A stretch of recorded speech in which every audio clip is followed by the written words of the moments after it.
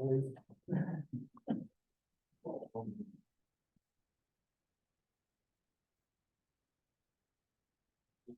Dan?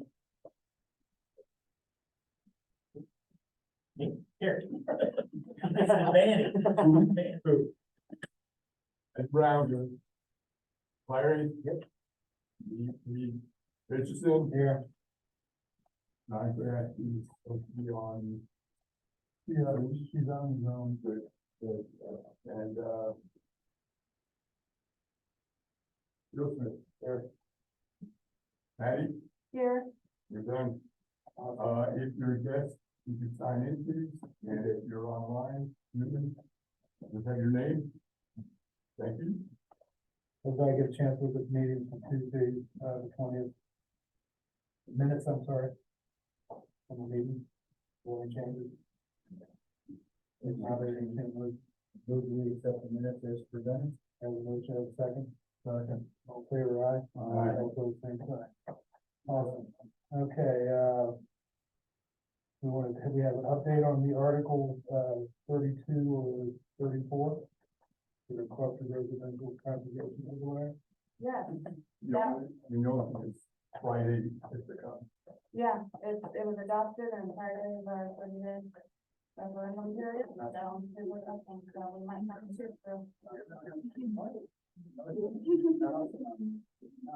Not a fee.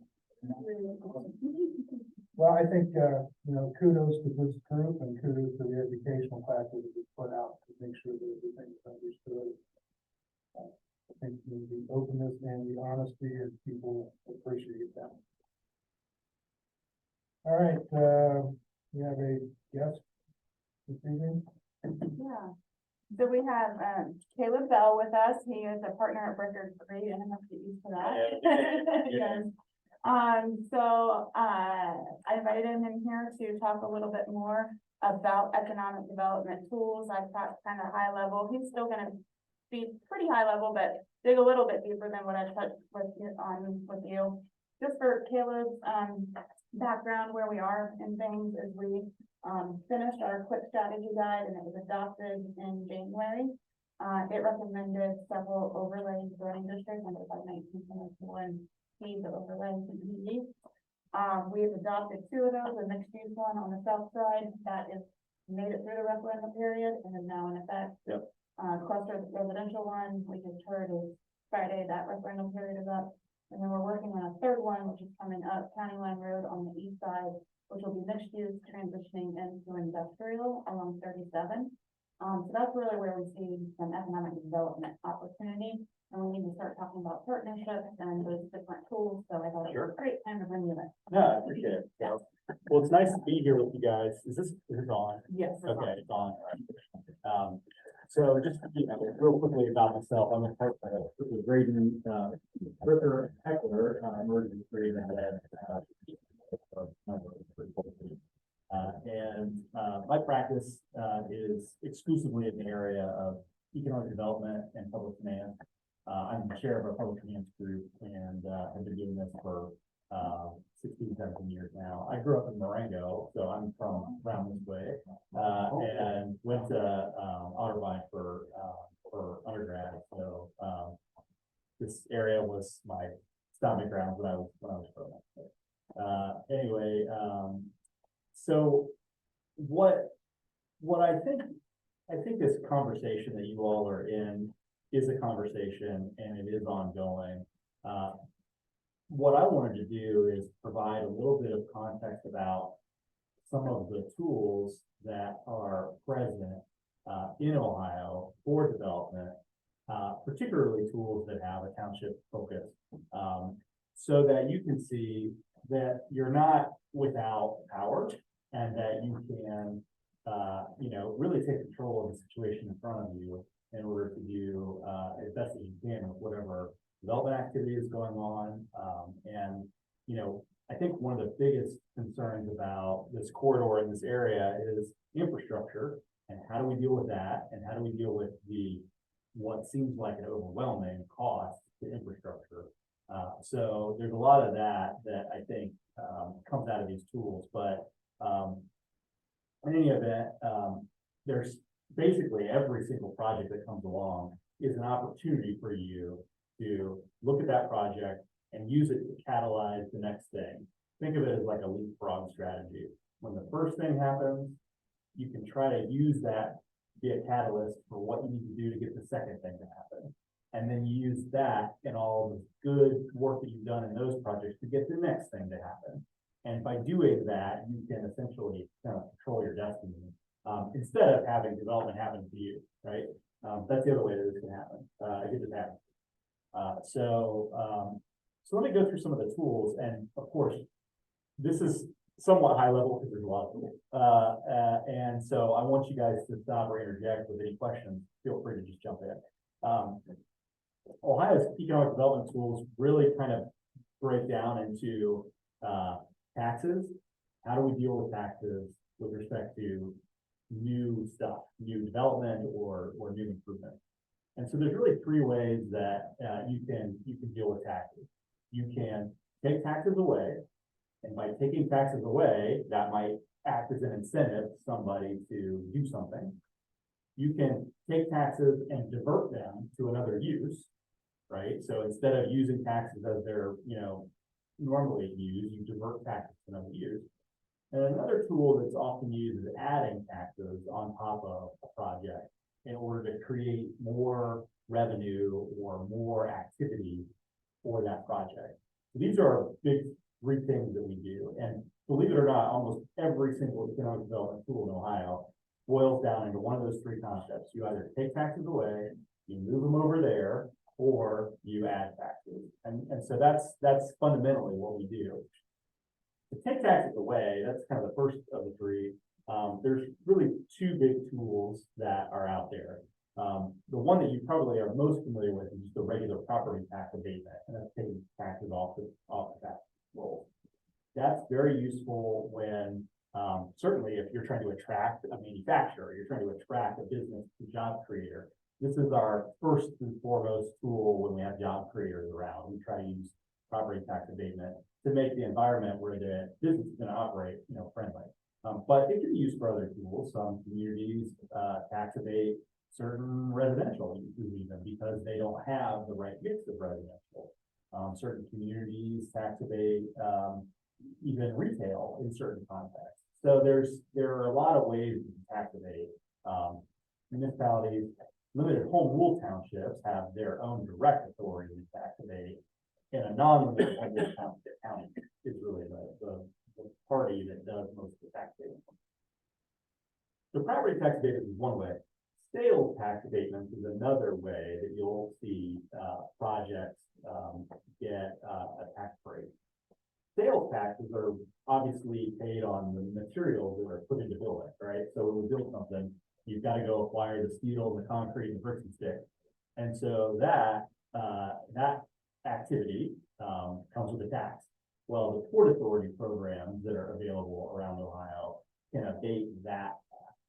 So here in Delaware County, the Delaware County Finance Authority is a new party that is authorized to abate the sales taxes paid on new buildings.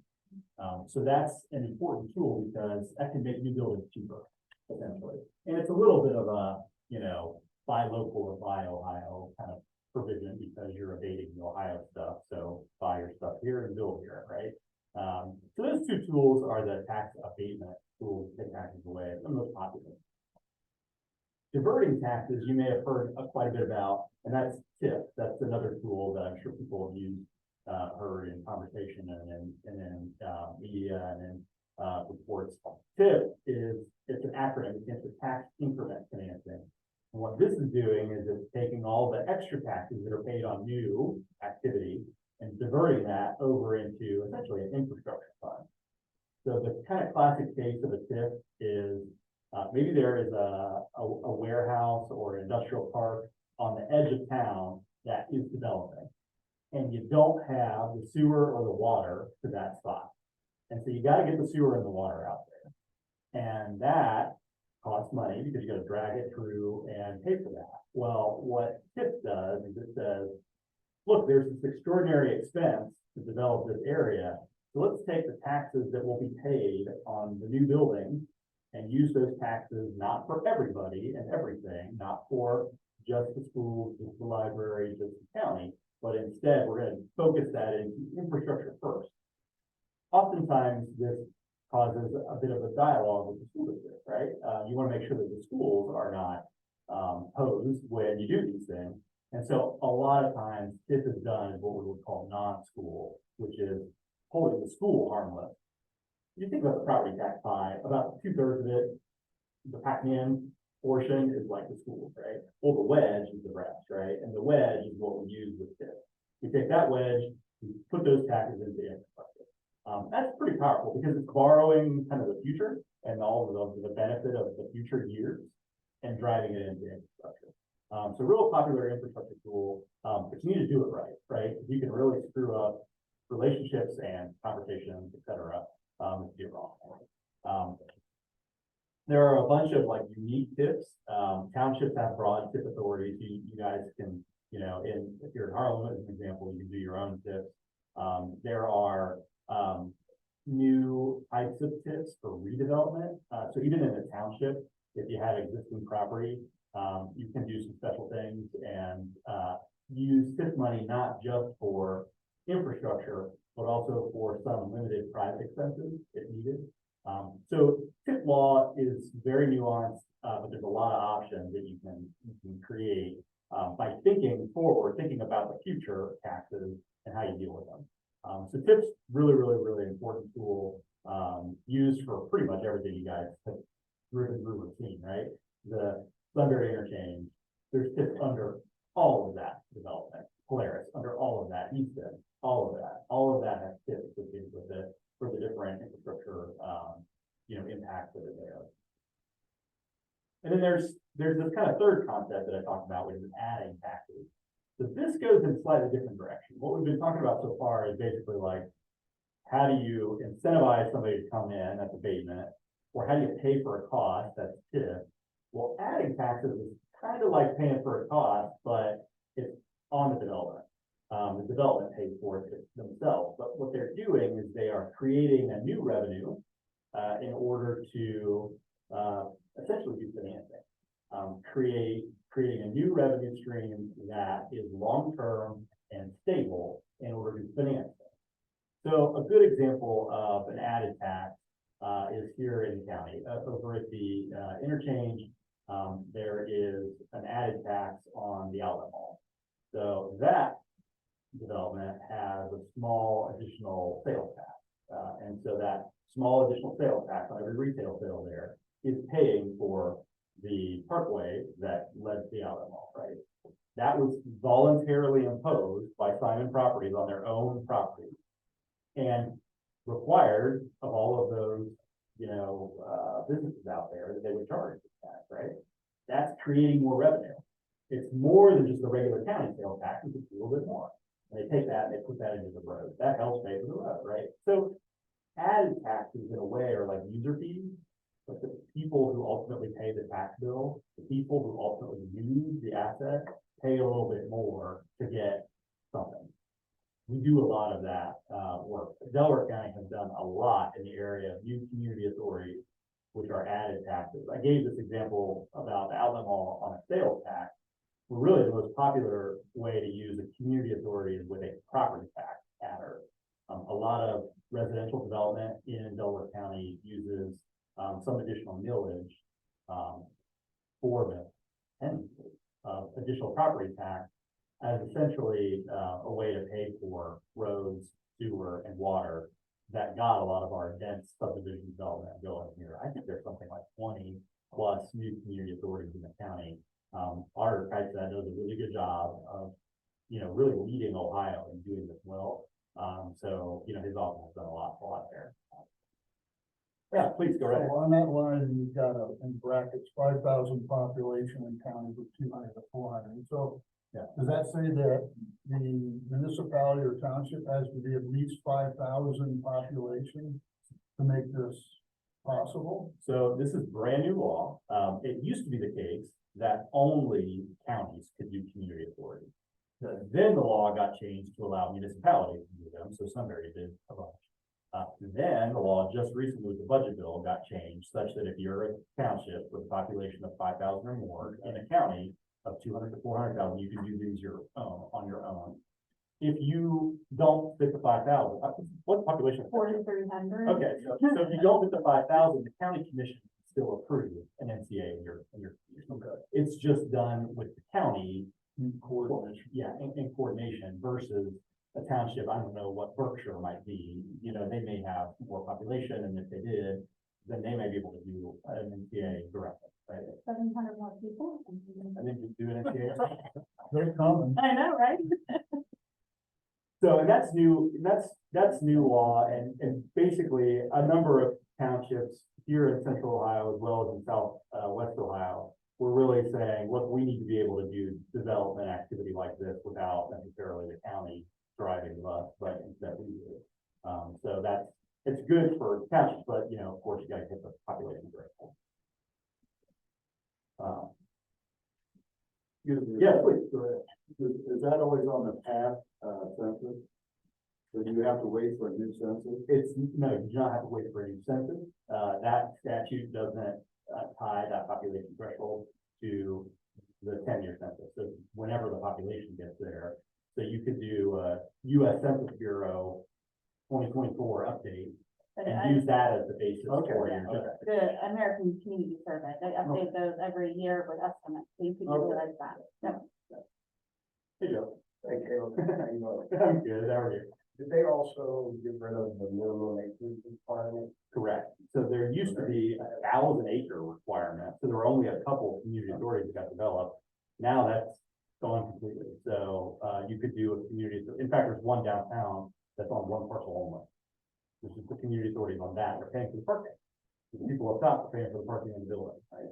So, So. Yeah, go right ahead. On a township, that if they did it on their own, they were that size, they did it on their own, does the county still collect the millage then for them? And if they did it, I mean, well, I don't know if they do an income tax, but if they did, who would do that for them? so the other taxes are a little more challenging. The property tax is easy because the county has a system of doing that. The sales tax is slightly more difficult, but not really. You need to have a sales tax administrator or somebody who is going to focus on retail and collect sales tax. So up there at the Outlet Mall, over at Bridge Park in Dublin, there's a sales tax administrator who is just doing that work to collect that little extra. Income tax would be a little more challenging. You might almost need to do it like a JED, which we can talk about, where you would partner with a municipality that has RETA or has income tax, Yep, okay. and then just go ahead and have them That makes administrate it for you. Yeah. Income tax in NCA, I have not seen it done yet. It's authorized under the statute, but you got to be mindful about what you're doing there when you start adding. Yes, Some already have some development, housing development, that they charge additional millage to pay for the school. Yeah. Yeah, that's right. So that's part of some community authority programs. On the front end of the development, the developer and the community, like Sunbury, might say, well, we're going to be densifying the school district, maybe outpacing the school's ability to keep up. So we need to find some way to pay a little extra for the schools. And a couple of the NCAs up there have a 4 mil charge that goes to the schools as a way to, that's almost an impact fee to offset the school's extraordinary, you know, wave of children that come through. I think that those are all healthy conversations. They're just business conversations. So the appropriate way to do that is to have the school fiscal team and the community really think about like how many more kids will be added with the development, and then figure out the dollar impact of that. And then have a proper conversation with the developer about what can be born. Because you don't want to put 20 mils on, that would be extraordinary and a lot, you know, so you have to be mindful of where to land on those. Those are also time limited. The concept from Sunbury Meadows is an example. That's an NCA that I do work with the school district. The concept there was, we want to have the community essentially buy in. The new community would buy into the existing. But after 20 years, you bought in, and now you're paying for the levies and voting on the levies, so we'll time limit that out. That's an important concept overall with community charges, because they can go on forever, or they can be limited. So as a community, you know, as trustees or members of the community, you want to be mindful of how far you go with that. Other questions on community authority? We can come back to any of this.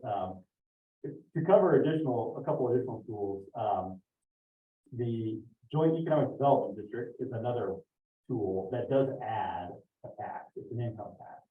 So JED is developed particularly in areas of a township that are focused on commercial development. So in the zoning overlays, you might identify areas where you say, look, there, we expect that we're going to have commercial development. And so that's where workers will be.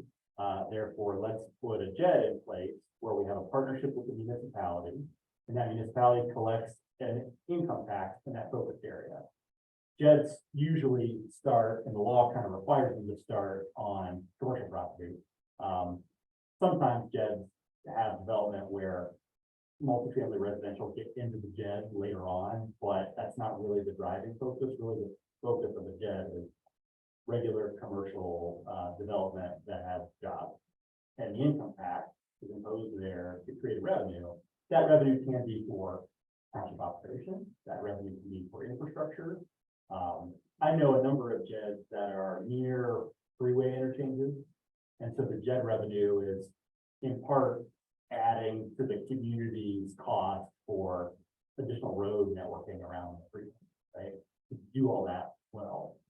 So JEDs can be very powerful as a tool, but it is an additional income tax. You got to be, again, mindful of what you're doing and where, and does that impact, let's say, residents of the township who don't normally pay an income tax but are working in the JED area. Well, now they're going to pay an income. And so that's,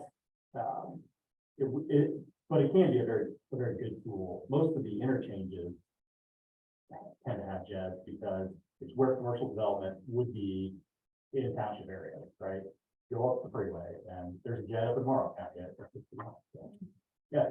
On the JED, so if you have, new residents that come into that area, public apartment. Yep.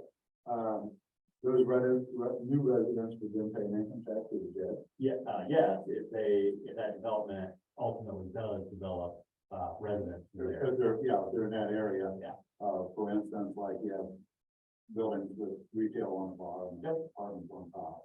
So those people that live in the apartment, are in the JED area, so they would pay the, let's say, 2% or whatever. Yeah, and what you can do is exclude people who aren't working there. Right, so you can draw the JED contract and say, well, if somebody happens to live here, but they don't work here, you don't impose the income tax. You only impose the income tax in respect of business activity in the JED. That's getting very complicated under Ohio law because it's remote work. Some people work in their apartment, right? So you get these additional layers. If you lived in, the Big Walnut School District has the 2%. So, but if you live here, you don't have to work here. Right. You can pay the 2%. Right. So on if somebody's living in the JED area, there's a 2%. Why would you not want to collect that 2%? Yeah, certainly you can make the choice to go in that direction. It's not, there's not a prohibition against that. I'm just suggesting there are lines that you can draw to kind of put contours around who has it. Questions back on taxes. Are townships allowed to have a sales tax? Townships are generally not allowed to have sales tax except if you put in place a community authority. If you had a community authority, you could establish territory in the township that does pay an additional sales tax. Okay. Same way with the income tax. Correct. That's a way to get an income tax. And also the JED would be a way to get an income tax. An income tax on residents might be easier under a community authority system than a JED. I'm just trying to get myself in there. Yep. Well, and you got it right. You know, there's a lot of these nuances in these schools, and so you just kind of part of my job ends up being working with the community to say, what do you want to do? And then here are 4 or 5 ways you can kind of make that work. A couple other tools that come up quite a bit.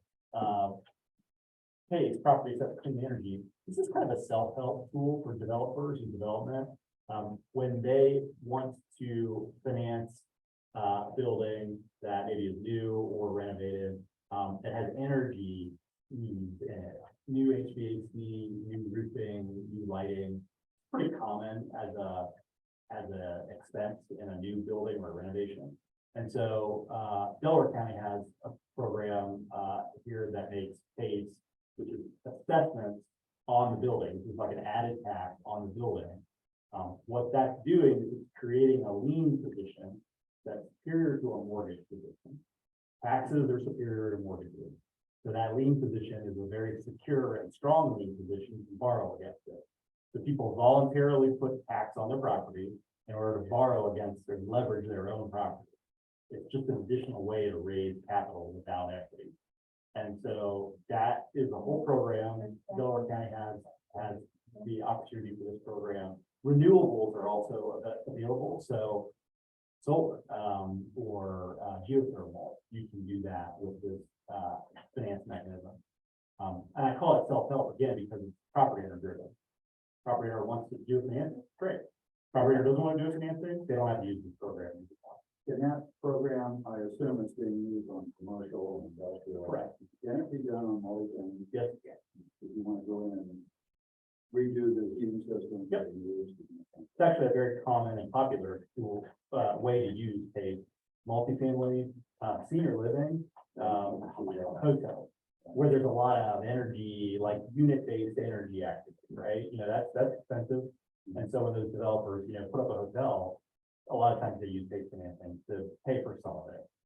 It's not a, end all be all for the whole No. deal, but it is a help. It does help. And then, I kind of made another category here, which is just grants, subsidies, credits. There are a lot of different programs out there. We published a whole book, that I, put a note here in. You can go on our website and download it, but there are state and local loan programs, there are grant programs, Delaware County has various, grant programs. State of Ohio has, 529 grants for road infrastructure, grants for brownfield, all manner of loan and grant activity. So when you approach a project, what you might want to do is consider, is there any free money or low-cost money available through an existing state program? Ohio is really, I would say, I collaborate with people nationally. We have a lot of good tools here to do a lot of this work. And ODOD, has a whole host of people who can just help figure out what grants are available. So don't forget grants. State and local job creation tax credits. This is another way that the state deals with job creators. Intel got a really big job creation tax credit. It's basically a refundable credit against their state tax liability. Localities can do this, but only if they develop an income tax. So municipalities do this, do a tax credit for a business that is a job creator. So as an example, down in Grandview Heights, Nationwide has facilities in Grandview Heights, and there is a local job creation tax credit that the city gives to Nationwide, so that Nationwide doesn't have to withhold as much for the income tax. There's a local municipal income tax.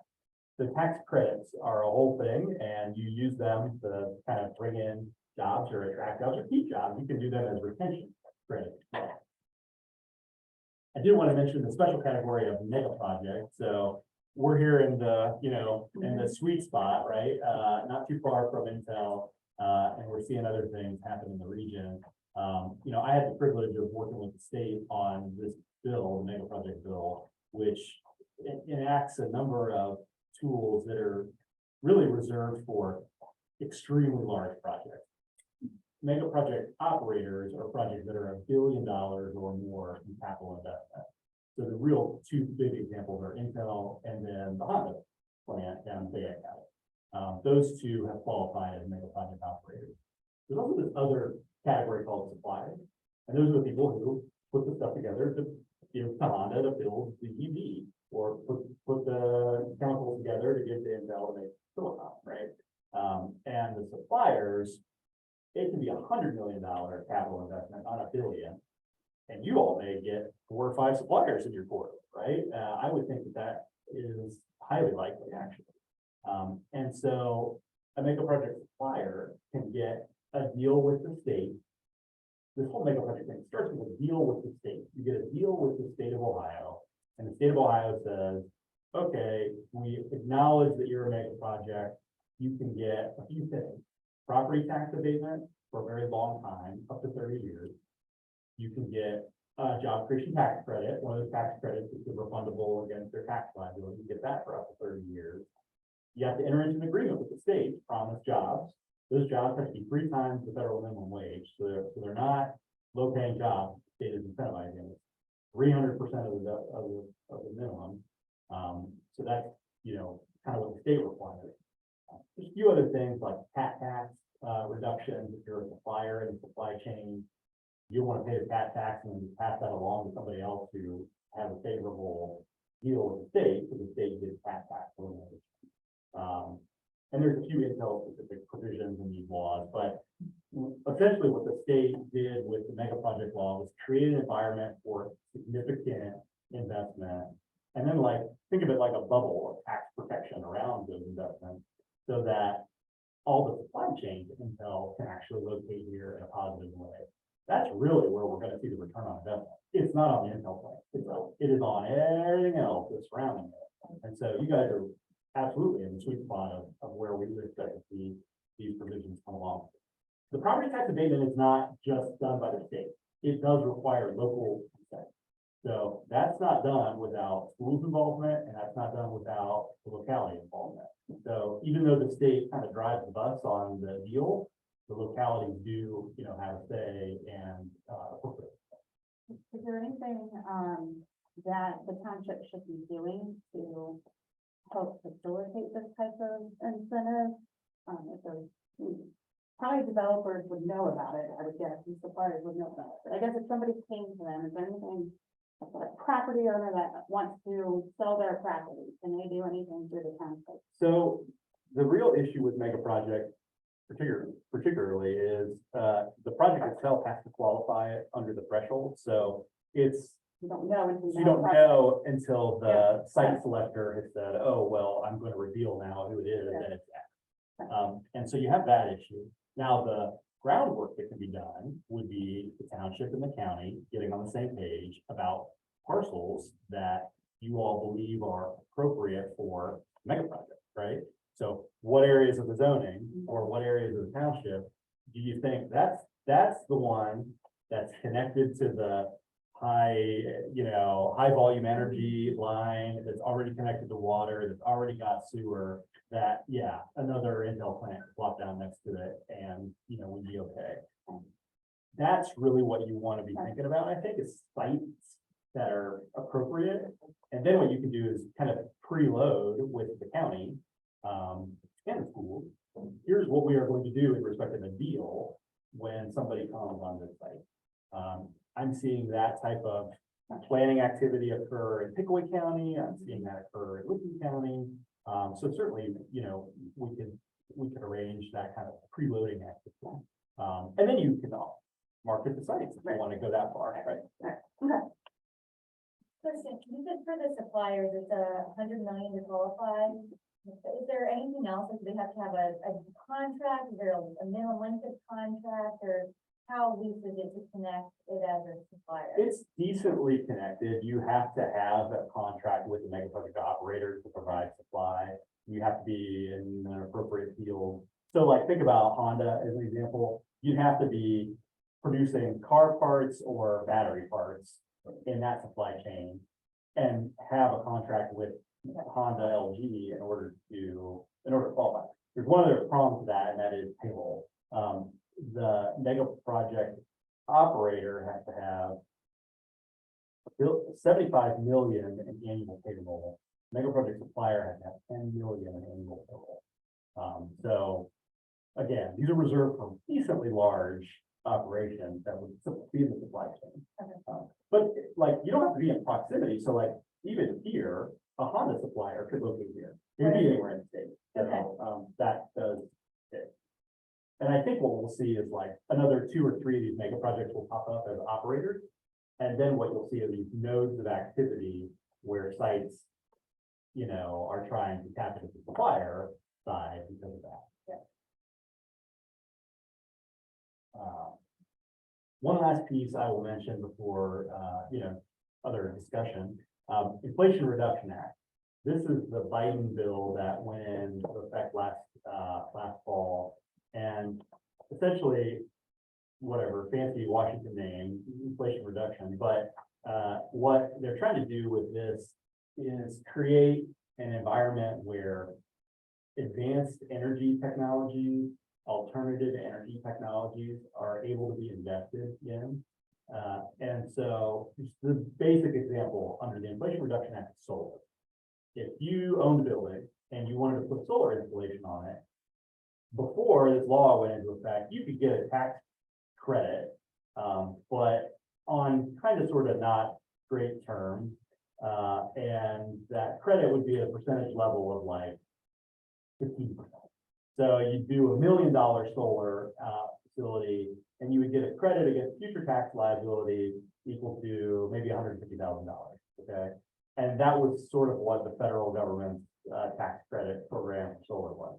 Well, this Inflation Reduction Act took that and supercharged it and said, if you're in a rural area and if you do solar, you can get a 40% refundable tax credit. Now we're talking that you get a check back from the federal government for $400,000 to put $1 million solar facility in. That all of a sudden changes the nature of your investment choice about solar, right? It makes it cheaper, and it makes you think about your return, you know, the time for return on investment. Maybe I can see getting my money back out in 5 years because I got $400,000 check to offset the million. So I really just need to produce enough power to pay for that $600,000. So that's significant, right? That's a major tax policy shift. It goes for solar. It goes for a whole bunch of things that you think about, like EV charging. There are grants for EV charging, even solar, geothermal, weird stuff like biomass. Also, there's a bunch of grants in the Inflation Reduction Act for vehicle fleets. So if any of your like organizations or governments have vehicles and you convert them to natural gas vehicles, so like you don't replace the fire truck with the regular diesel truck, but you replace it with the natural gas truck, you actually just get a check from the feds equal to a portion. And the way that they're doing that is they're basically trying to say, look, it's cost neutral, right? You could do natural gas instead of diesel, it would be cost neutral to the government because we're subsidizing the natural gas. So a ton, I mean, that bill is this thick of paper. I have not read it all. In fact, we have a couple people with the firm whose like full-time job is to try to figure out all of the pieces of the IRA, because we have a lot of, you know, governments and institutions that can use it. The other thing that's really, really interesting about the IRA is its provisions, including the tax credit provisions, are available to non-taxpayers, governments and nonprofits. So the township itself could put solar on the roof and you never pay federal income taxes, but you still get the $400,000 check. So that is again, a big shift in tax policy, even for non-taxpayers. Carl's ears just popped up. So a lot of really good things, and that works for vehicle fleets too, and other, you know, kind of governmental things. Hospitals are a great example. Normally they don't pay taxes, they're exempt, but this opens up a whole world for them because they've got a bunch of ambulance fleets and other stuff. So, When you look at the mega project suppliers, that's not so far-fetched. I think we could do that. I mean, that's something that you have to think about the overlay we're currently discussing. And part of this is making sure we don't jump into approval on one of those and sell ourselves short. The opportunity, because 100 million in sales, 10 million in, when you say payroll, is that payroll, wages, benefits, kind of total cost of employee? There's a regulation on this. I don't remember whether it includes benefits, but the payroll has to be qualifying payroll. So it has to be 300. Well, let's just say it included, so if you had 100,000 per head. Yeah. Right? Yep. That's only 100 people. Yep. It's not far-fetched to think that we could have multiple supplier facilities, I mean, $100 million asset's gonna be, how many 100,000 square feet? I not mean, that big. yeah, it's really not huge, dude. So It's not a million square feet. that's a planning element for us. And obviously, that would be a place that in conjunction with the county, I think, to see how we could work together. Going back to the conversation we had a couple of months ago, this past meeting about jobs on island, how do we get some insight as to who's looking for land? Yeah, your Jobs Ohio regional reps, with the, One Columbus organization, are gonna be the ones who are like the site selector crowd, right? And Monica County may have a fair bit of, interaction with that community. So that's a pathway to open up, but directly as well. I mean, I think getting in touch with, One Columbus and figuring out more about what they're looking at here. I agree with that. I'm with on that. I think Jared, Did you say the mega is tied to income, you have to have an income tax to qualify? No, you don't have to have an income tax to qualify because the income, there is all about paying the state, right? It's the state income tax. So, the state is offering the incentive essentially against the state income tax.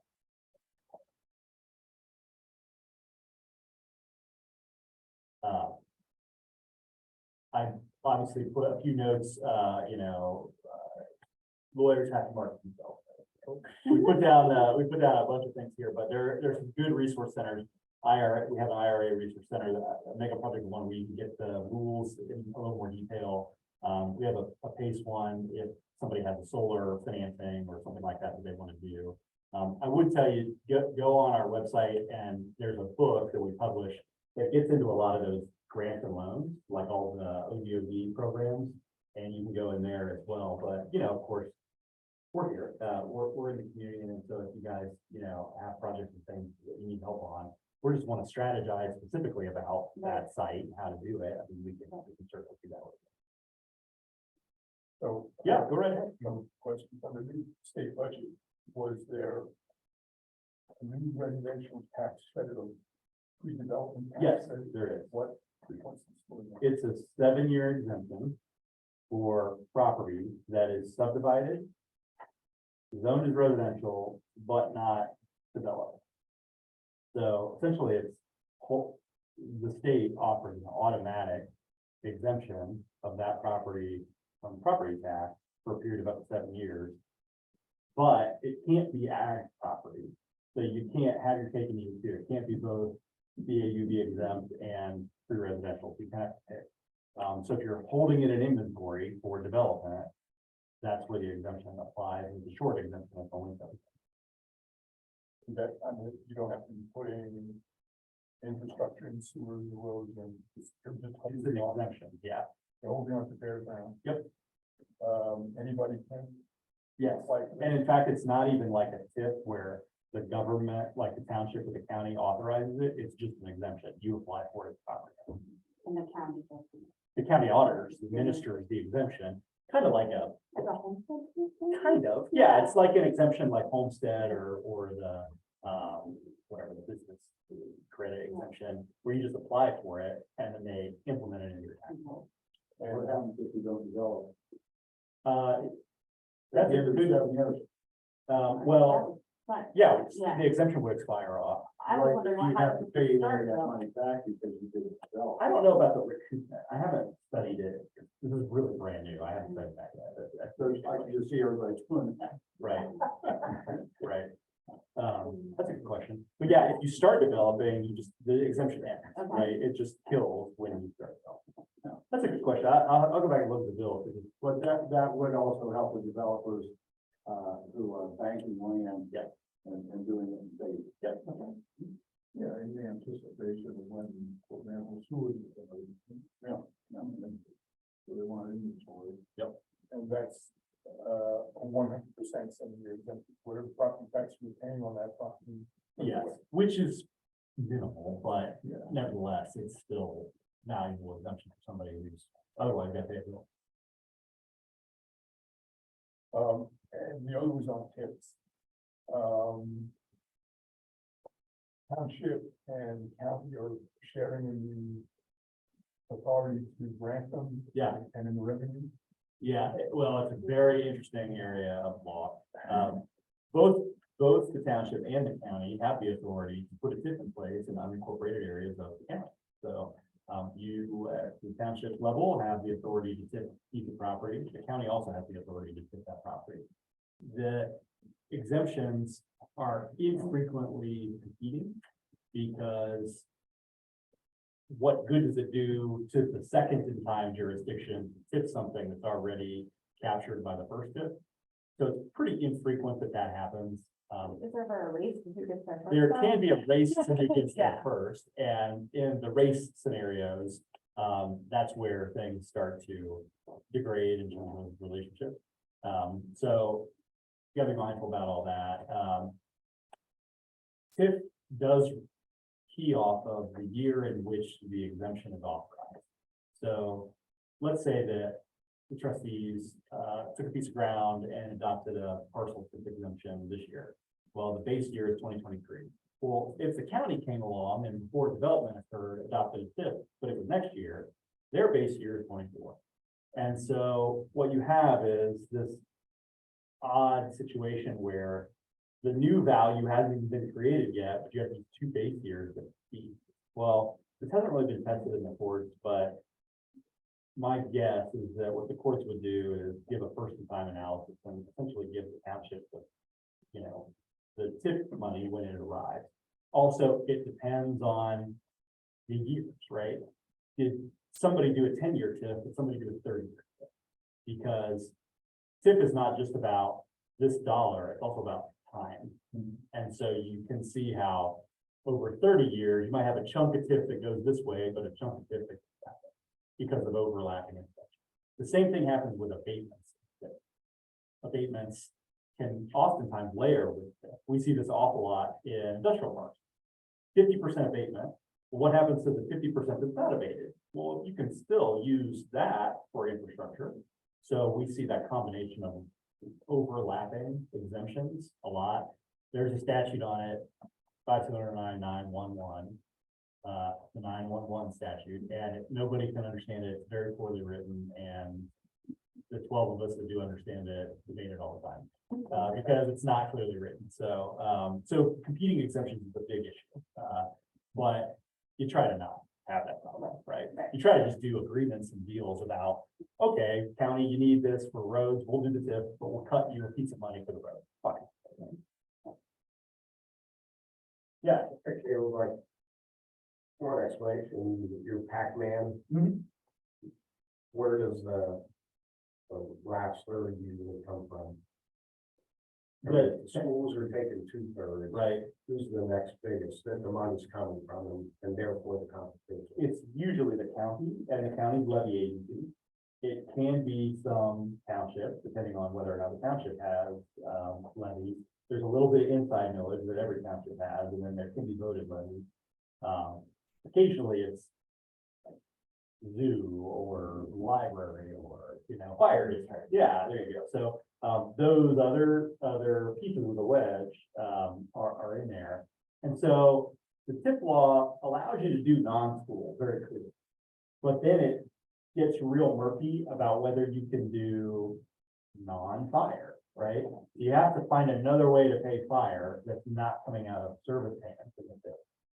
So there's a lot of creative ways to do that. What I like to do when we have that scenario, where you need to use TIF, but you gotta take care of the fire, is you make the development pay an impact fee to the fire, but then you cover some cost of the development.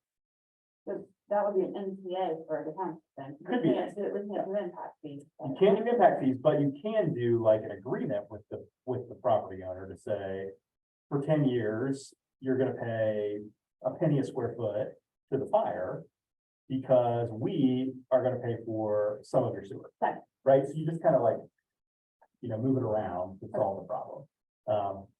But that's just one example of how to solve the problem. I agree with you that NCA is actually a very clean way to solve the problem. sometimes I do non-township, right? Where I want to do TIF in a township, I did this in Warren County once.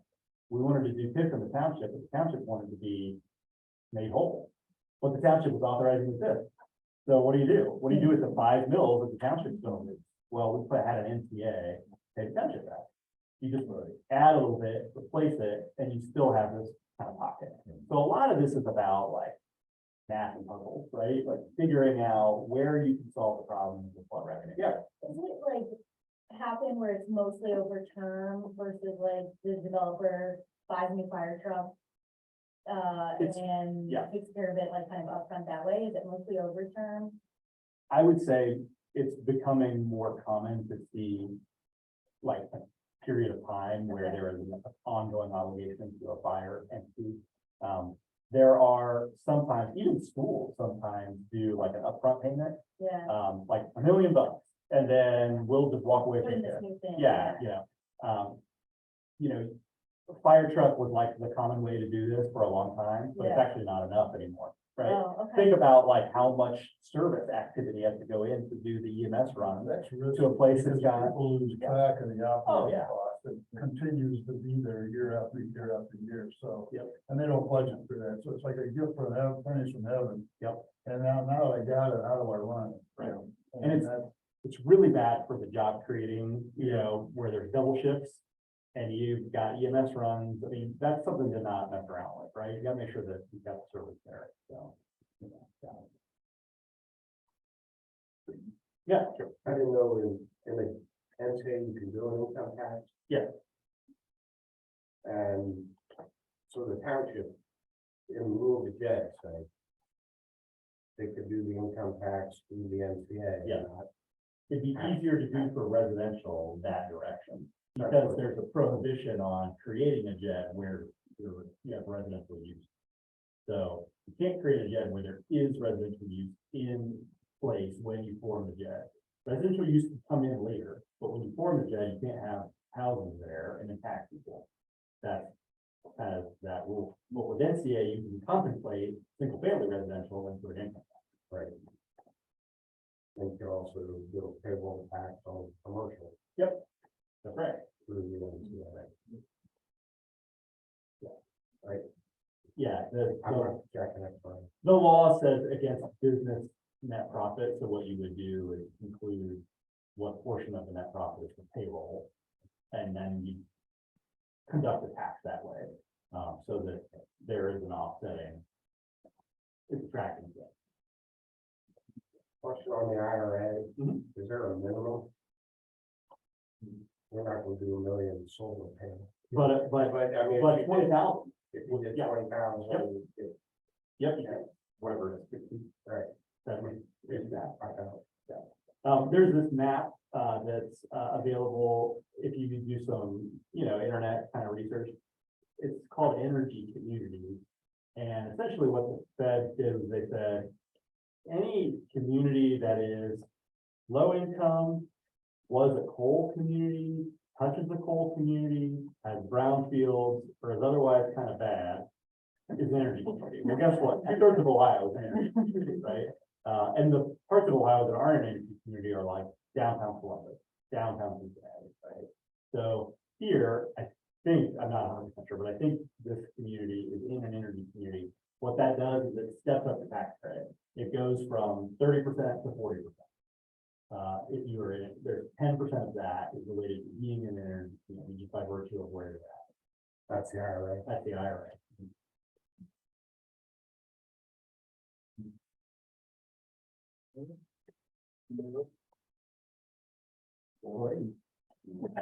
Where you want to- No, thanks for having me. And, these are, for me, very fun conversations. It's good to see people thinking about how to take control of what's happening. And I think you guys have good resources, lined up. So we're just happy to help and be available. Thank you for coming. Sure, thank you very much. You know this, Al, said, yeah, of course, yeah. Thank you, thanks, sir. All right, Holly, do you have any updates for us? Yes, I have a couple things. I emailed you guys last night that, Bob Singer had asked me to go to Intel with him, so he and I went today. We met with, Emily Smith and, Kevin Hoppus. They, were very gracious in meeting with us. We didn't want to take a lot of their time. We introduced the push strategy guide to them. We discussed that. Then we asked some specific questions, some of which, were given to me by the committee last night. The one that I asked specifically about was the watershed. Obviously our watershed in Harlem Township flows down and directly impacts, Intel site. I asked them if they'd be interested in, learning more about that and, if they had any funding possibilities with that. Emily was quick to say they're definitely very interested. She wasn't sure about funding. Actually, she pretty much said no to funding. But then she said, what they do is invest back into watersheds. They're very much into the sustainability. They take a lot of water out when they're processing. So what they do is have, projects that they fund to put water back in. But the problem is that in most of the communities where they are, they're in deserts. So putting water back in makes a lot of sense where they are, but in Ohio, that doesn't make sense. So they are in the process of reevaluating that, that criteria for getting funding through that project or through that program. So they don't have that in place.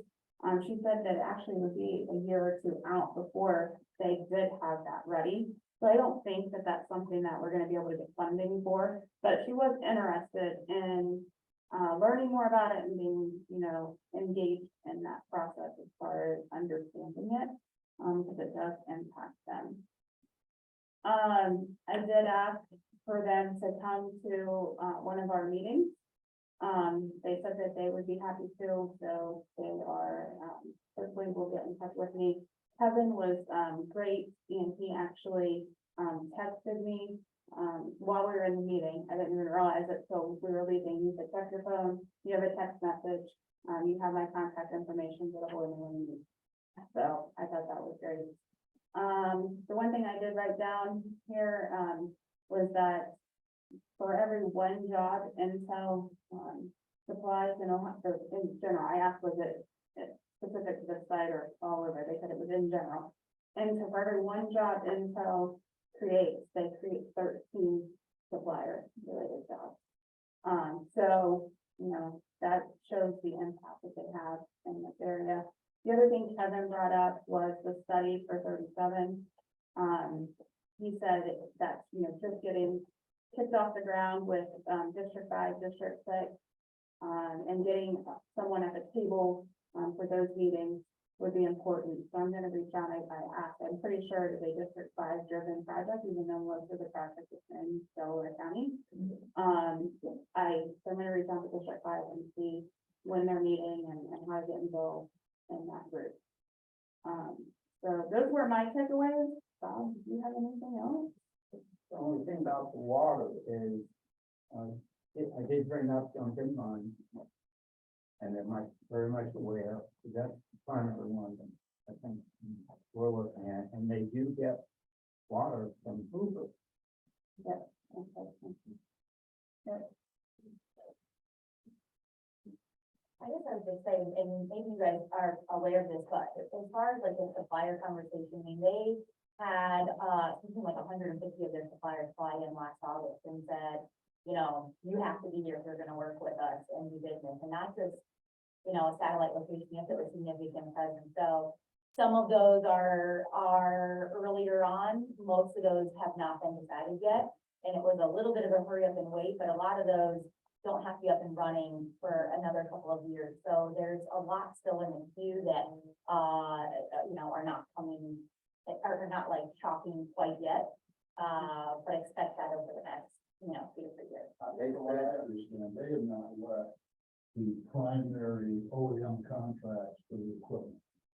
I mean, the building, but know people who, my old company, sold to the primary semiconductor manufacturing equipment, so they can give a forecast of what to expect might be coming, but they haven't been done yet, because, you know, the lead time right now on that stuff isn't all that long. It used to be a couple of 3 years, these days it's about 18 months. Okay. So they, and that's a cascade, so until you get the first couple of an applied material, until applied knows how much they're gonna put, because they make the wages. And so everything else is a subset kind of feeding into a wafer machine, the conveyors and all that stuff, raw material. So until, so applied's gotta know what they need, and then there's gonna be a cascade from that, and there are other applied.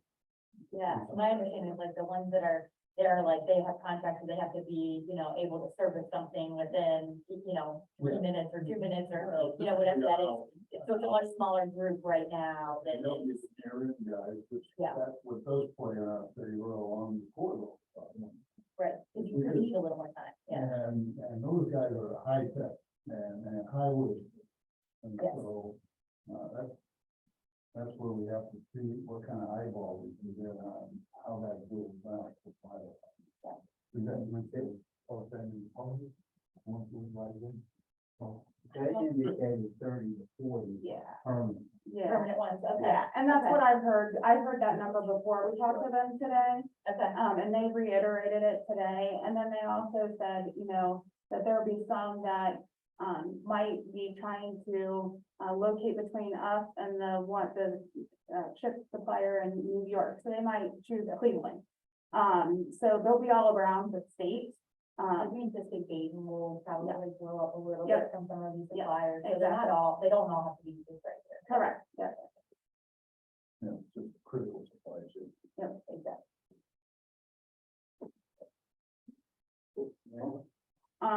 I just have the County Line Road overlay district, if everyone wants to go into that. So, okay. Cool, so I submitted a draft of the County Line Road overlay draft 2 to you on July 3rd. We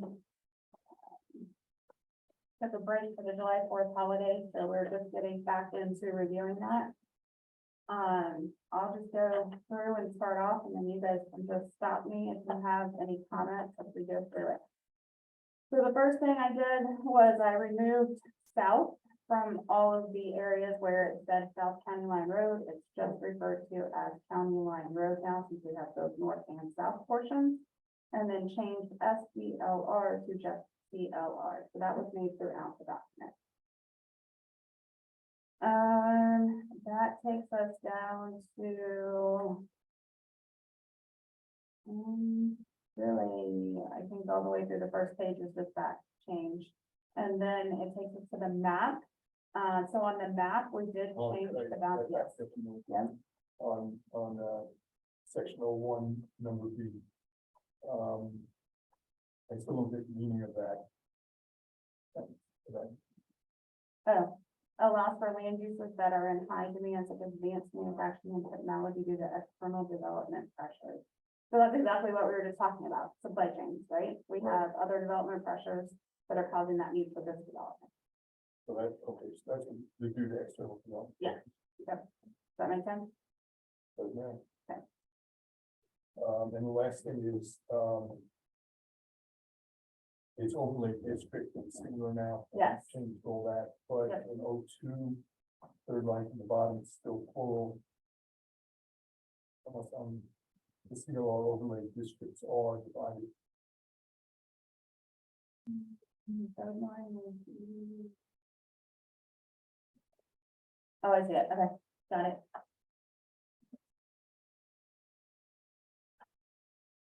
Okay.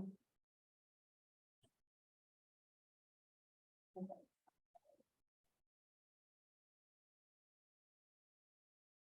We good? I'll go to that. Okay.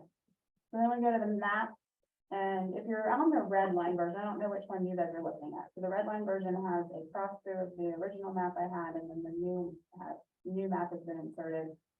So what we've done is we've extended the, western boundary of the district, over to Green Hook Road.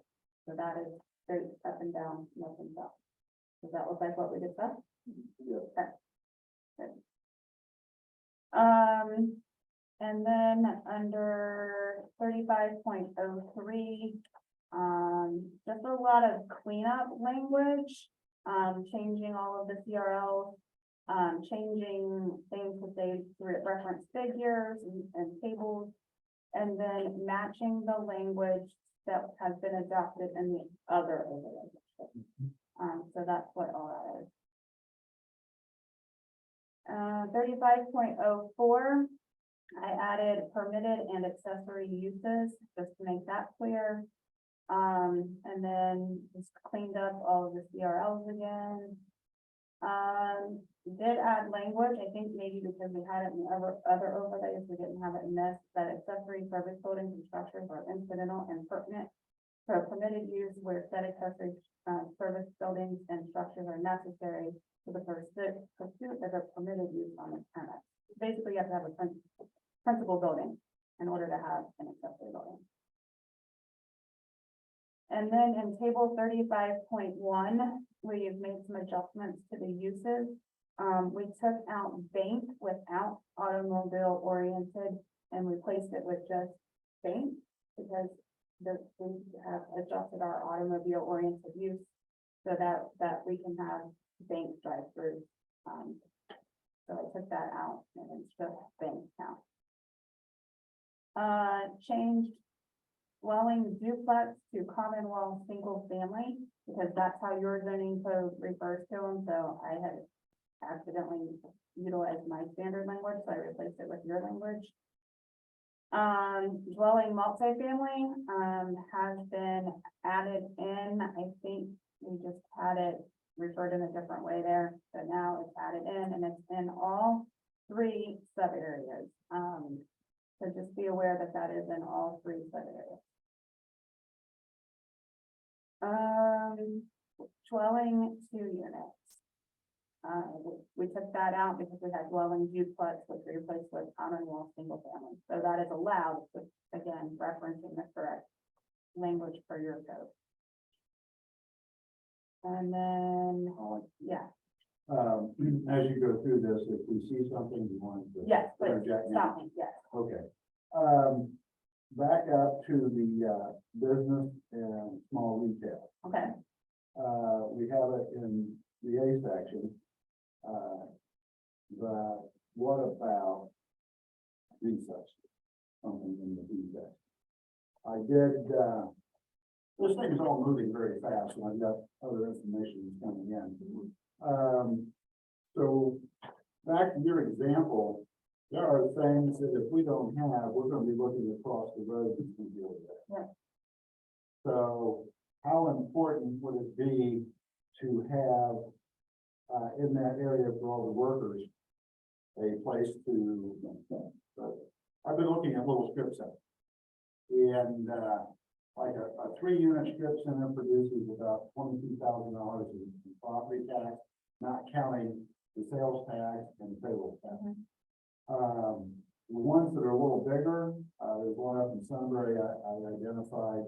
It pays, this got like 7 stores in it, full stores. You know, Subway and this and that and whatever. It's about $30,000 in property tax, but you've got 7 businesses. You know, sales tax, payroll tax. It's not part of the big industrial that we want. But do you think we would be missing the boat if we didn't have it? Or if we don't do it, it's gonna be a problem. yeah, I don't mind putting it in. I think you're right that these places where people work need to have those services, so having them nearby makes sense. I think your land is so valuable that you're not going to eat up your land with these and then do away with the industrial, which was, you know, in some places that might be my concern, but not here. Yeah, I think, in looking at them, I'm trying to, you know, I like to visualize. Mhm. And, there's 1 or 2 intersections, corners or something, where somebody might pop something like that in there to catch that traffic. Yep. And. So you're saying added in the B. Yes, yeah, it would be that in the B, and then, when we get down to restaurants, they add them into B. restaurant without the auto oriented. Yeah. So that way they sort of complement each other, because both centers that I looked at, the small one and the one that was a little larger, both had eating Yeah. establishments in them. Yeah. And When you go without auto, is that drive-through or is that like, are you allowing like convenience stores, like a Sheetz or something? So, no, so it's without anything that where you where you have to don't have to get out of your car to, Okay. so like any kind of driving. Now that we've, out of that definition, we've excluded pickup windows. Because we found that has become a new evolving trend of people using the apps to order something and then picking it up quickly at the window. It's not ordering and then having cars stacking all up. Not to say they won't stack up to some degree, but not like if you're ordering and waiting for your food. So pickup windows are allowed, but not drive-through windows. yeah, I just think there's a couple spots that somebody, will see for high traffic. Yep. You know, in high volume, and you're right, it's not gonna end up all Yep. over the place. Okay, Thank you. you're welcome. If we look at all the other small applications, equipment repair small, we wanna make those sub-area A and B, those, we're gonna do. All right. Small. I wouldn't do equipment repair in A. You're Yeah, trying, we don't have a lot of, available land, so to speak, there. yeah, Tom, I think it's a good place to be. Because I think we're spread out a little more and more opportunity. On real estate, it's happening along Junction Road, right now. Right, And storage and like there. but this section, yeah, I agree. is that what you Except- really want though? This section doesn't have, if you go to the south of this, the first overlay, and we head towards, there's a ton of land there that, is more usable than this little section here, is what I'm saying. So if we fill it up with some other things, I don't know. I would go on that, because I'm looking at manufacturing, and I think manufacturing as well. I mean, there's a couple of big blocks there. It really goes back to our earlier conversation, which is pretty strategic about how we attract the highest profile revenue producing to the township kinds of business. And so I wouldn't see it in A, but I have to go back and read the definition. But even then, it's going to be approved on case by case basis. Things like emissions, potential noise generation. Well, you're right, there's some huge blocks there. I think that's a committee decision. Well, I look at Center Village Road as kind of being a gateway into your downtown area. Right, Is that what you want to see as you're driving in the downtown area? Now, 37 to me makes sense. It's a major road, you're bypassing the township, you're going through. Do you want that to be your gateway? And I don't care either way, but just think about that. Yeah, I guess I wasn't looking at the entirety of B. I was really looking at those blocks that are up near county line. So maybe we readjust our line. Well, I'm wondering if we should bring C down to the intersection, to the county line intersection. I would bring it that far, because then you're still getting into the gateway area that I'm talking about. I would bring it, I mean, it's this thing. Right? We got to deal with this on it. We would basically. Right. I would So- bring it down here and go up there. so we're trying to catch, I'm trying to, Gelly Road. Whoever comes here. Yeah. We've got my first. You think that's what committee decision, I'm just asking. Now, also, remember, we're not done with the industrial area. we're probably going to expand it heading west a little bit. Up there by 37 Benton Road. Eventually. Not gonna have any quotes for that. So, I mean, you know, if we're gonna have that kind of demand. It comes down. Well, what happens here, so you understand. I should have had my big map. Yeah, so. Okay. So here's another one. All right, up here, we're gonna expand one, Yeah, that's what I said. Yeah. Yeah, so to, you know, I think mid-sized businesses, and then we're gonna have a lot of residential here. I just don't see, and I, to me, I'm just. Couple, I'm not sure that I found the piece there, how we allow that to be done, or what kind of process. When you look across at that, we have to, if you take that, you're gonna eliminate this.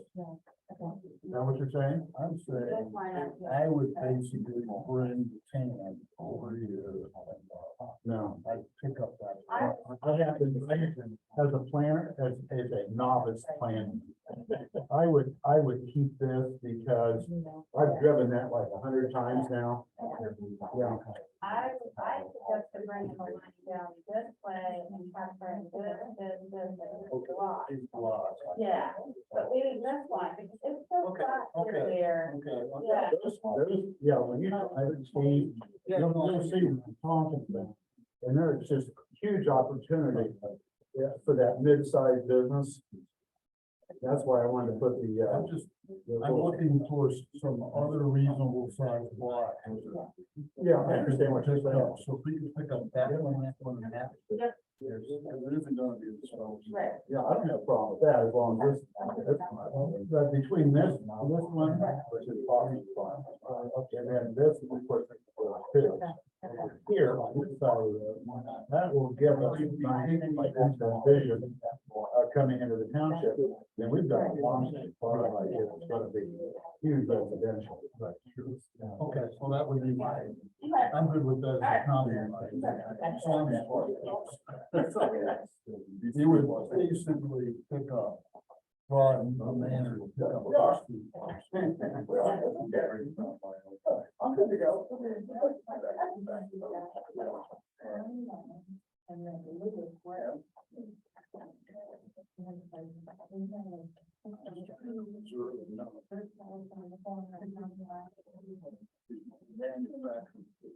No, no. It's just an idea,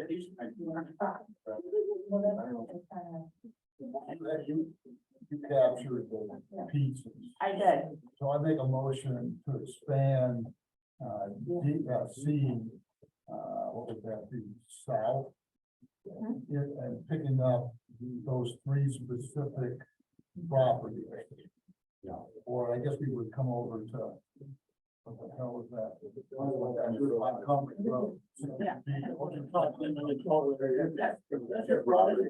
Yeah, that makes sense. Yeah, very good. I think we started. Well, I think that's fine. There you go. We got it. Yeah, but anyway, yeah, so, yeah, that's your, all three of your problems here. Come on, John, basically a house. Yeah. I would just make it- This one, that's what I thought you said. No, that's what I think I said. Right. But no, you're not taking one. No, no. You won't be able to go. And then I'll also get it. It's gonna be that class is so long. That's my motion. All right. That motion? That's a motion. Is that a motion? Do I take that as a motion? Yes. Do I have a second? I'll second. Do I have a, oh, you put all that. Oh, okay. I have a motion and a second. Do you want to clarify your motion in any discussion so everybody understands it?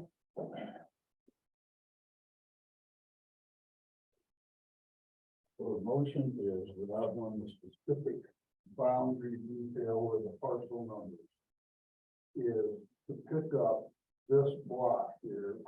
So following the boundary of this big block over to Montgomery Road and then straight north up the county line, to have that become part of the, C section. Who was the second on that? Mine. So we gotta see what I was talking about. To see the thing. Yeah, and that's the industrial That's, district. yeah, right, so we could pick up, be able to pick up, essentially those three properties. The bigger site. Yeah, for a manufacturing. This is all. Right now, this is about 1,000. All the way out to there. Yeah. So we're another 500. We're another 500. Yeah. There's that one problem.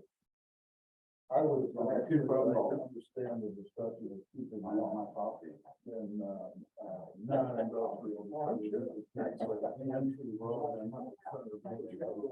I'm trying to use that.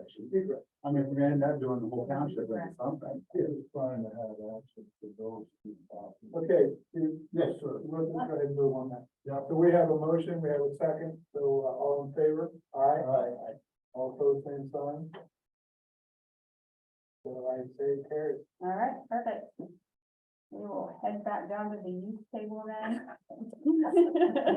Don't Molly, you get her crayons out. I know. Molly is still in Europe, by the way. How did she pull that off?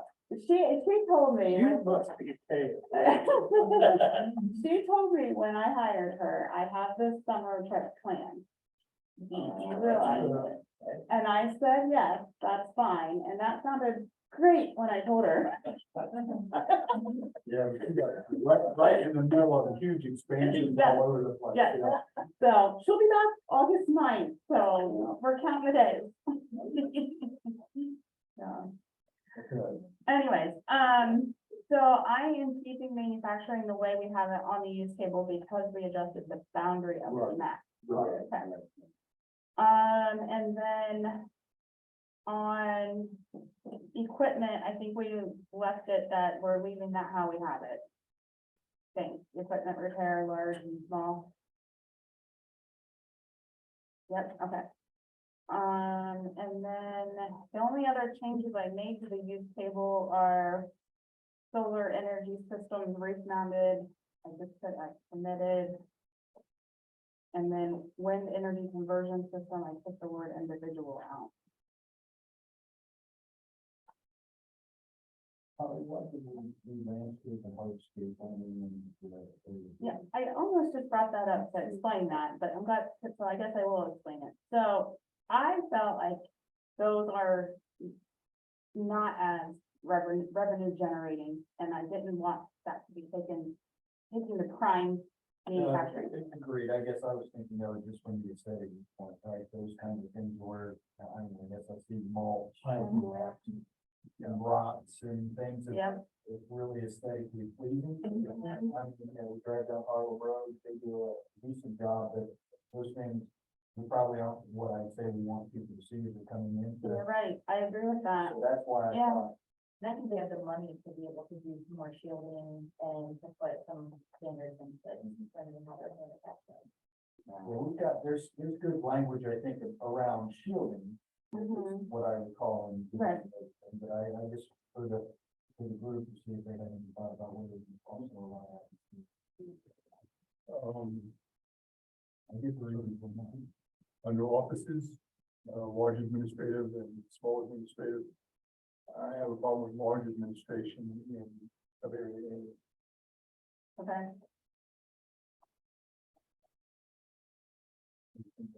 What was the breakdown between large? I was gonna say, what's our definition? I was trying to remember what that was. let me look. Remember reading that? It's in the definitions that we adopted with the original mixed use, so I gotta go back to that and find it for you.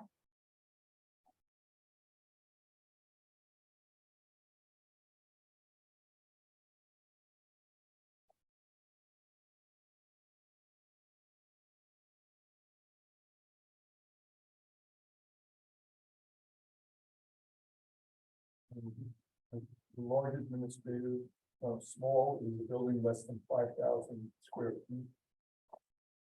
Large. Building more than 5,000. 5,000. Okay, so, okay. How much is? So the break point is 5,000 Well, square. that's nothing. That's Yeah. pretty small. That's pretty small. Because we don't have a map to go from small, all large. Not really, I mean. And you want it in your back then. Yeah, Tom's point with the 25,000.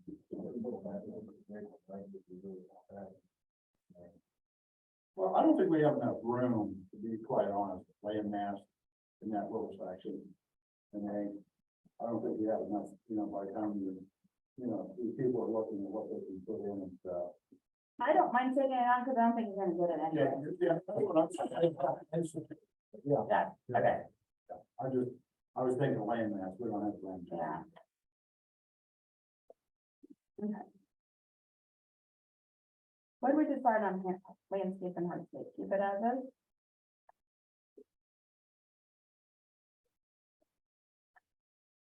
So Bruce, you were proposing. I Line don't added C as well. Yeah, my question was, would you consider having that also in area C as well, maybe from the aesthetic side, but I was conflicted by not typically keep business generating money payroll, could take up one thing. Yeah, I can go either way. That would be my, yeah, right. So we just did something to create more space and see what's needed. okay, alright. Sounds good. When we get down to schools, high school, technical schools, post-secondary schools, Mhm. I think some of those might be associated with apprentice programs in the large manufacturing. So I would say allow them to stay, because they may be associated with large manufacturing. Yeah, as okay, well. I can see that. Yeah, these OEMs, the problem, and I don't know what the state's thinking about as far as doing extension schools, but, there's gonna need to be a lot of trade development that doesn't exist in the Columbus area today for this equipment. Well, there again, I don't know if we have that kind of room. Well, no, he's wanting me to add them back into C. We had them in C, then we took them out. And I had them in for the reason that you said, then I took them out. So again, I didn't want to take up a bunch of land. So maybe we just leave the technical school I was gonna say. and then everything else comes out. That's, I would. Okay. All right, The post-secondary is not fire technical is. correct. And elementary is not. We're gonna remove them. Or what about Dave said? Daycare should stay in it. Is that a separate? That should be a separate thing up at the top. Yeah, it is. And I've got blanks in mind, but all these solar energies should be, the first small is 3As, the second is ground mount is 3A. Blank. I don't know how you feel about it. Oh, I have, solar. Oh, there, I see what you're saying. They should be key permitted. That's ground mounted individual. I'm sorry, we took it out. We took that out. So you should have a cross through of A's and that whole line's gonna come out. The solar energy system ground mounted individual is on. If that's what you guys want. Yeah, I think you just didn't strike out. I didn't strike out the word. I struck out the, yeah.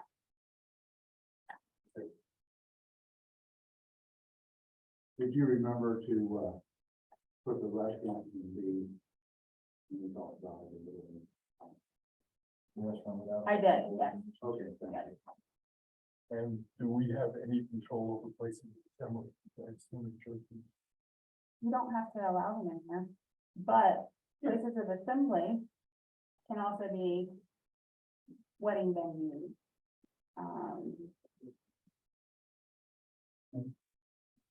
Why?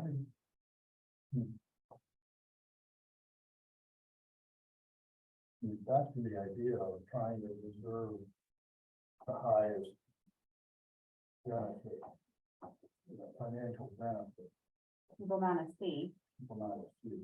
Yeah. The small ones are both. so.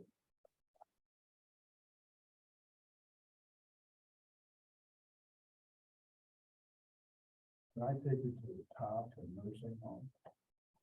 That seems unlikely. I mean, why wouldn't we extend that into B as well? I mean, because nursing home, and I have to go back and look at the definition. It's not a, well, it's like a senior center. I mean, it's assisted living, so it's not just nursing. So It's just the living of the thought, and that's allowed in B. Well, we should allow nursing home, we should be consistent with that. There's like certificate of need nursing home, and then there's like more. Well, a lot of them are attached. Yeah, a lot of Yeah. them do. Yeah, they'll have assisted living and then. There's step over. Yeah, all right. Yeah. Alright, good catch. And the last thing I have is on the first page, individual small wind turbine systems. Is that the way the definition reads, or should that be over in? At the end of it, where we have wind energy conversion. Go back to the definition. Oh, but that's accessory, whatever the A stands. That's just, we have a problem. You're allowed to have. Debbie's asking if, should I, list it as wind energy, comma, individual versus individual. It's the way it's formatted, not necessarily. So there's no individual. Small, in definitions, only when associated with use on that property. We have wind energy conversion system, comma, individual. That's the last item in definitions. Individual struct. And those are accessory as well. So it's the wind energy conversion system, comma, individual, it just says rated at not more than 100, Yes, for the individual site. But they're all small. They're all accessories, so it's not, Right. yeah. So I will take the individual small wind turbine system out. Because that doesn't match. Or room for the thing with them. I would. I mean, the definition. The definition for wind energy conversation system, conversion system, individual, right? It is redundant, so I think I need to take out the top one.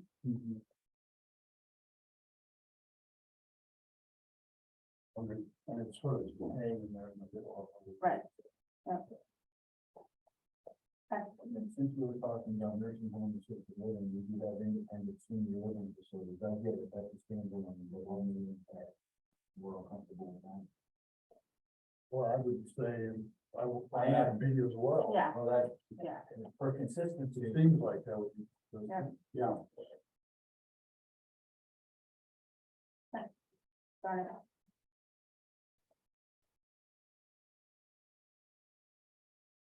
And my last one is, the bottom of the first page, makerspace, small.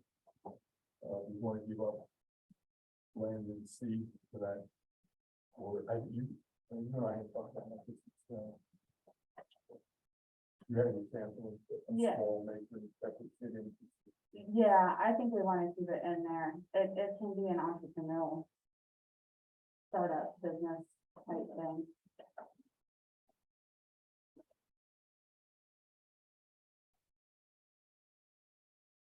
And when we say hotels, motels, extended stay, yes, no. Don't address Good question. What do you guys think?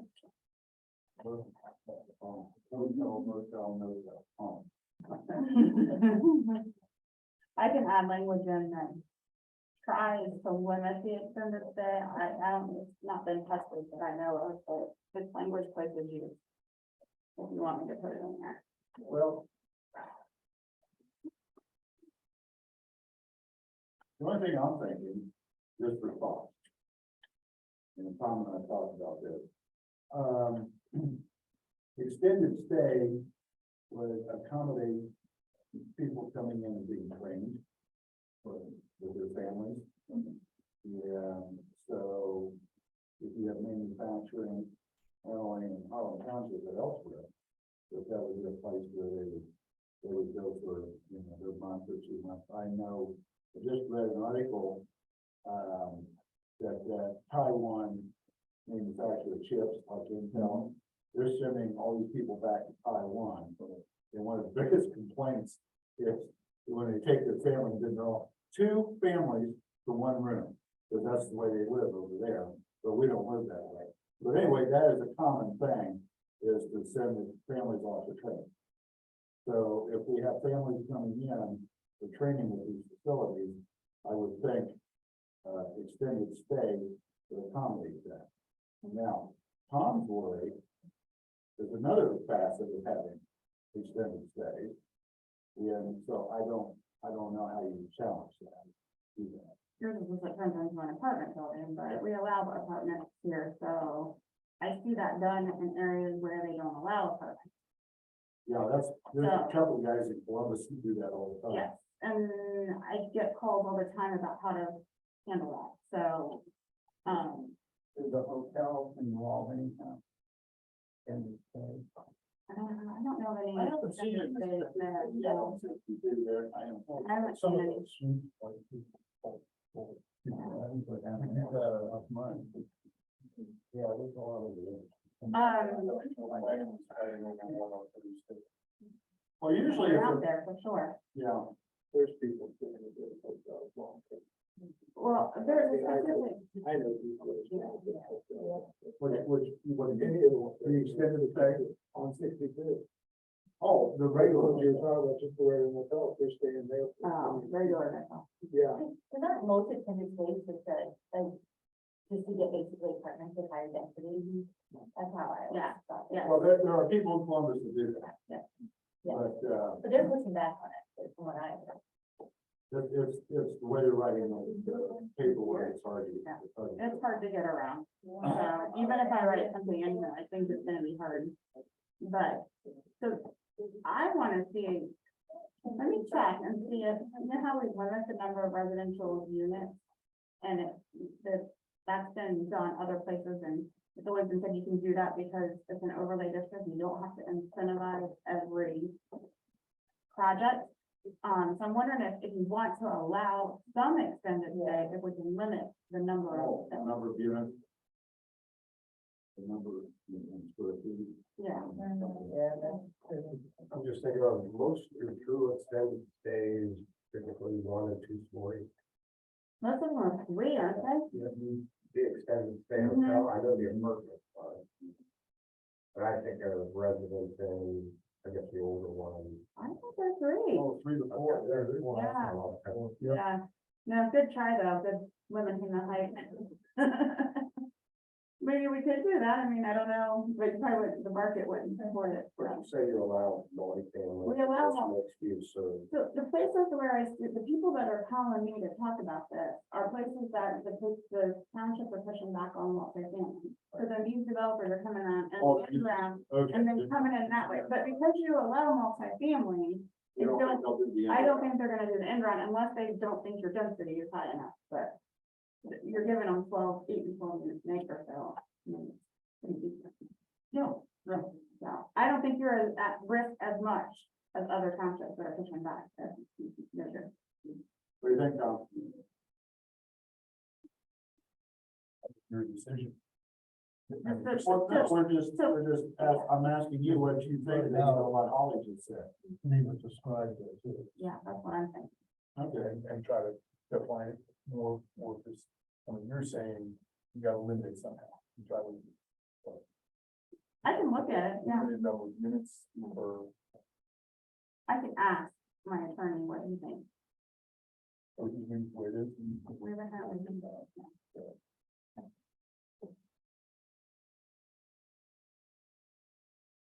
Anything else? Okay. So, Going on to 35.05 prohibited uses. The only change I did here was down, on H and I. So H, referred to no drive-throughs, change that to automobile oriented uses, just to be consistent throughout the document. Then it did refer to banks in there, so we made sure that we struck that out because we want to allow the bank drive-throughs. And then I added a language in there saying that this does not include pickup in banking windows for curbside pickup as defined in this resolution. And then I took out, automobile oriented shall be prohibited by, we adjusted 8 for that.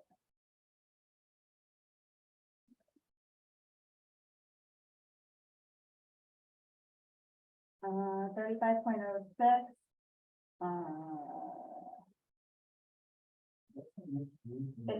It should, because we are using the mixed use overlay procedure. So I wanted to make sure that we specifically referenced that. And it's fine, because even though we allow industrial, it's still mixed use. Okay, Yep. so that's the, Mhm. they're qualified for that. Yep. Okay, that's why I did that language that way. 35.07 is this formatting thing. As far as A, B, and C, when I get down to D.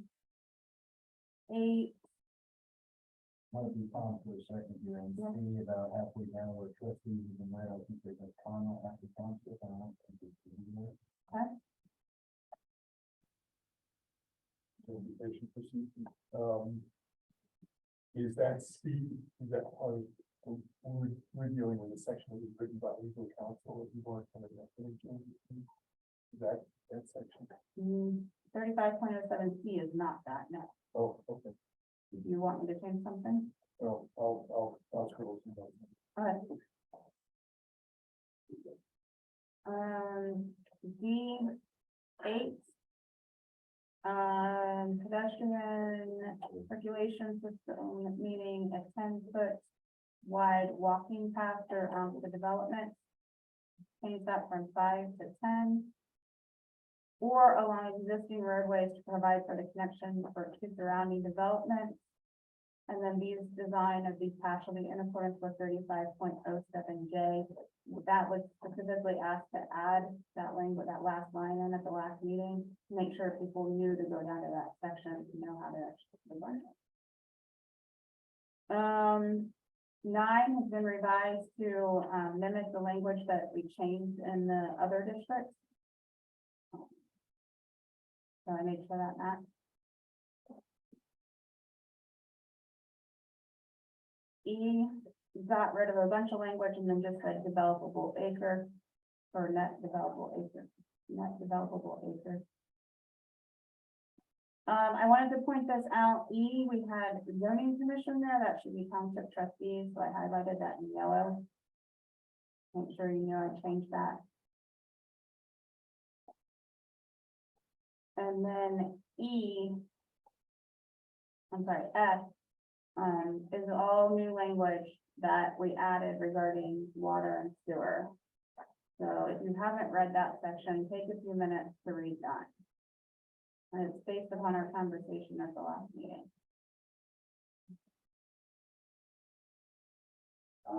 Got a question. Okay.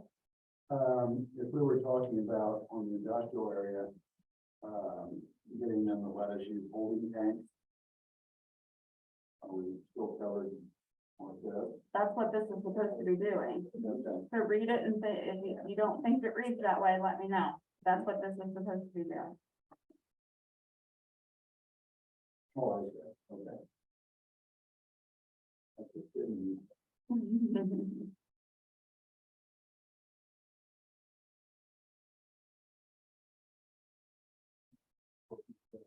No, I like that.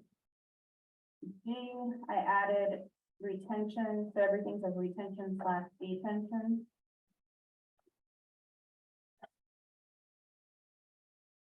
J, clean up, making sure it's the 10-foot multi-use path, and then clean up language along the way.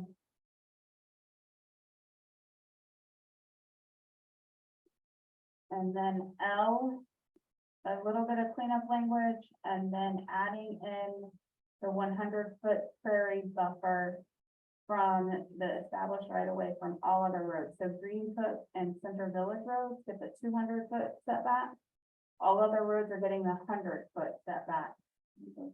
200-foot gets the woodland buffer, 100-foot gets the prairie buffer. And then as you get down farther, those are defined what those are.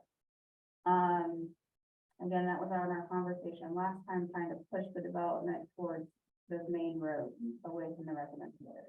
So on, under L, where we have the separation, we need to put Trenton Road in somewhere. You wanted the county line and San Village, or you wanted Green Cove and I would say it's more like green test, but yeah, that's actually, yeah, like Green Cove and San Village, right? Yeah, yeah. That would be my estimate. Green Cove, San Village, and Trenton. Beatles, Montgomery, Green Cove, and Trenton. To the 50-foot.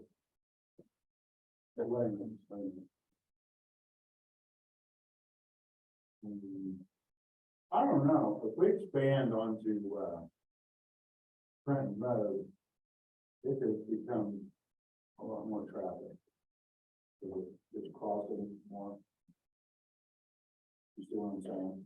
If we expand towards 605, that could be a mini thoroughfare for the one. 175. I would think. so State Route 37, South and West County Line Road, Center Village Road, and Trenton Road. Mhm.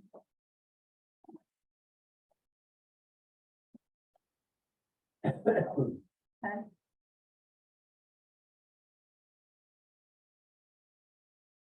Let's see, L1, same 200-foot woodland buffer when required. Shall consist of, and then it goes on to say what it consists of. And then it references where to look at the table to find those requirements, what table to go to. A2 has been added in to show what the 100-foot prairie buffer should look like. And then referencing the table where to find those requirements. And then also referencing the images for both of these to show what those look like.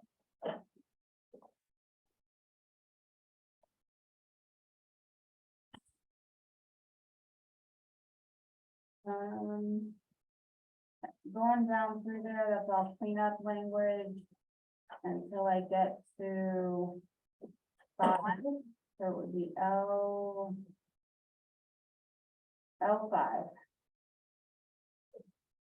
I added in along an existing roadway after the earth and burn language. So additionally, low maintenance ground cover shall be used for earth burns when earth burns are determined as necessary along an existing roadway.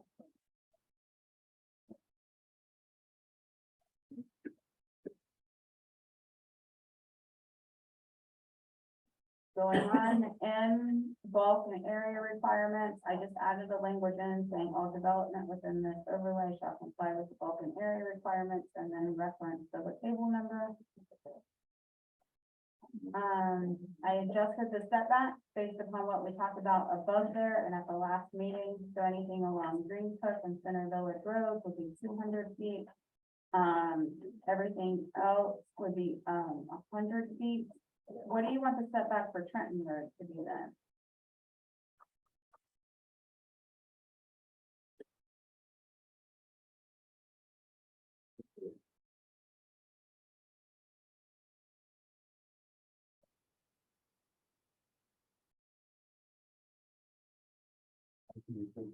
When Green Cove lines up, so whatever we want to do, so that we should do on top. Okay, Like it. so that would be the 100 then. I'm sorry, that'd be the 200. And, I mean, Green Cove basically connects Trenton and Center Village. Okay. So, Okay. Everybody agree with that? Okay. Yep. All right. Under the table, let's see. jump into the perimeter buffer requirement and then reference this section. So I had a bunch of language in there and then I said, no, I'm gonna send them to the other section, basically. Quick question, just to make sure I'm reading it right. For the minimum rear setback and side setbacks in CLRC, is there a asterisk in each of those? I think there is, but it shows the red and the line at the bottom, Correct, yes, so that means the asterisk is there. it is there, yes, correct.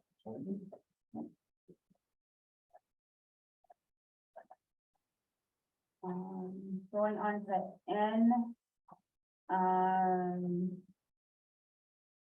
Took out sub-area A of Harlem and just said overlay district, so anywhere that multifamily is allowed, they have to follow these square footages. A question back on page 12, the maximum mixed use building height. We say where the subject to fire department approval. We do not, and I don't think we did in the mixed use overlay. I think we had a conversation, I believe it was with the township where I'm sure 45 feet was okay with them, but I can double check on that. Which. It's not a zoning issue. Fire department. I mean, it's not a zoning issue, even if it's say 45 feet, if the fire department says no, we don't have to put it. Well, so far, they've already said yes. Yeah, that's what I thought, we had. a Yeah, I had, conversation. and then I had a talk, when I came over and talked to Chief, one Saturday. I asked him about the 60 foot. Right. On the, industrial, and, he said we're covered in the new communication systems that they're gonna work on. That if one of those buildings falls for fire, they're gonna get mutual aid right away, Yeah. and they're all gonna send the letters. So. We've done it up till now, do we need to put something in the text that says you gotta refer or, We haven't put it in there. but I'm saying. Oh, We don't have it in there, but we checked with the fire department, so that it is. Right, right. Leave that go or down the road. I don't know, I mean, we're just saying the height requirements are in it. So if somebody feel, where is it in A? That's for a mixed use building. When you go down to maximum single building, maximum single use building height. maximum mixed use building. Yeah, so it's only for mixed use buildings. So mixed use buildings are not allowed in B and C, so it's in A.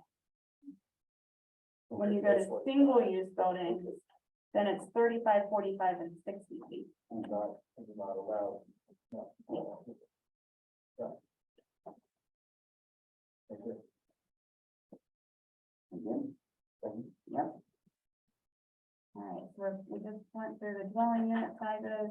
That takes us to architecture. This is an entirely new section. It mimics the architecture of the mixed use. Except however, in the industrial area, we obviously didn't have industrial in that overlay. So I've added industrial, standards in here. That's actually under P. And those mimic, a lot of stuff that I've seen in and around Rickenbacker area.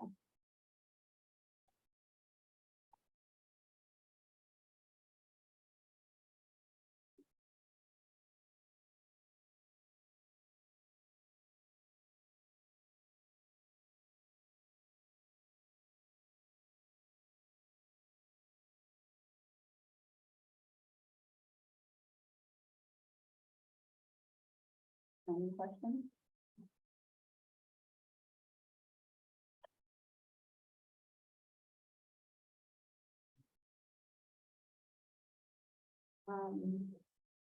Hue, which is lighting, is all the same. Can we go back to P for a second? Mhm. Sorry. P2.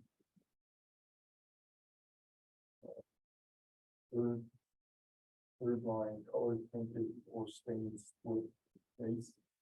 Yep, thank you. And one line under that, BIFS, I had to look that up. Yeah, it's stuff all basically. engineer, So, something, It's Robert, exterior insulation. kitchen system, yeah. It's just, everybody knows what I like. It's just like it.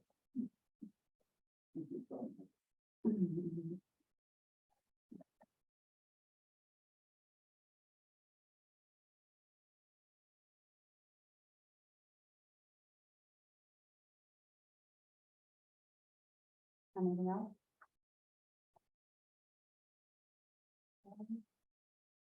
Going on to lighting, that is all the same, except that I, took out the last part of A, because it was a repeat from B.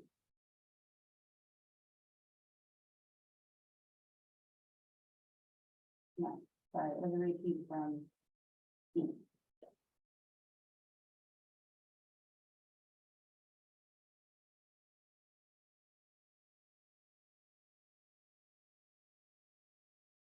The rest of that is cleanup friendly.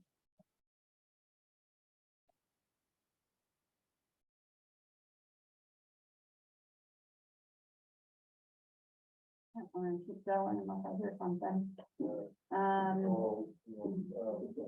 or before B and E, the one we're talking about, extra height in parking lot. So I see 20 feet from the fifth grade. And then E, extra height. Doesn't say where. And then, shall be measured from the finished grade adjacent to the base of the light fixture. Topmost point. I think we just stop, I think we do the same thing we did with A and stop it with 20 feet. No, we keep A how it is, so 12 feet in height. We say B shall not exceed 20 feet in height, period. And then E, fixture height shall be measured from finished grade adjacent to the base of the light fixture to the topmost point of the fixture. Hmm. We leave all through that. Well, we leave all three, but I take out that from finished grade at the end of B.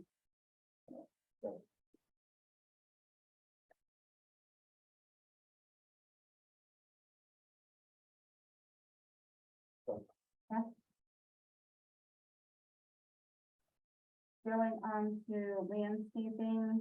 One question, Yep. sorry. Okay. So fixtures mounted on the side of the building, if you're gonna have an industrial setting, particularly a loading, loading dock. Yeah. Should be, but no, we're gonna have those. And that could be higher than what we're allowing. On the buildings, that's, the accessory lighting, I forget how I call it. Yeah.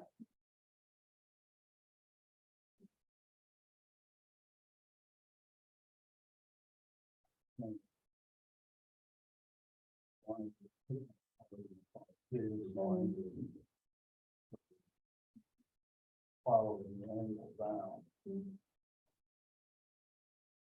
Maybe we didn't get into it with the. We've got lighting under canopy, stuff, plus, non-lighting under canopy. All right, I'll look into that. We're at 8:29. I was just gonna ask you what you wanted You to do. guys want to do, we have the committee, we'll have. We're gonna stop at 8:30.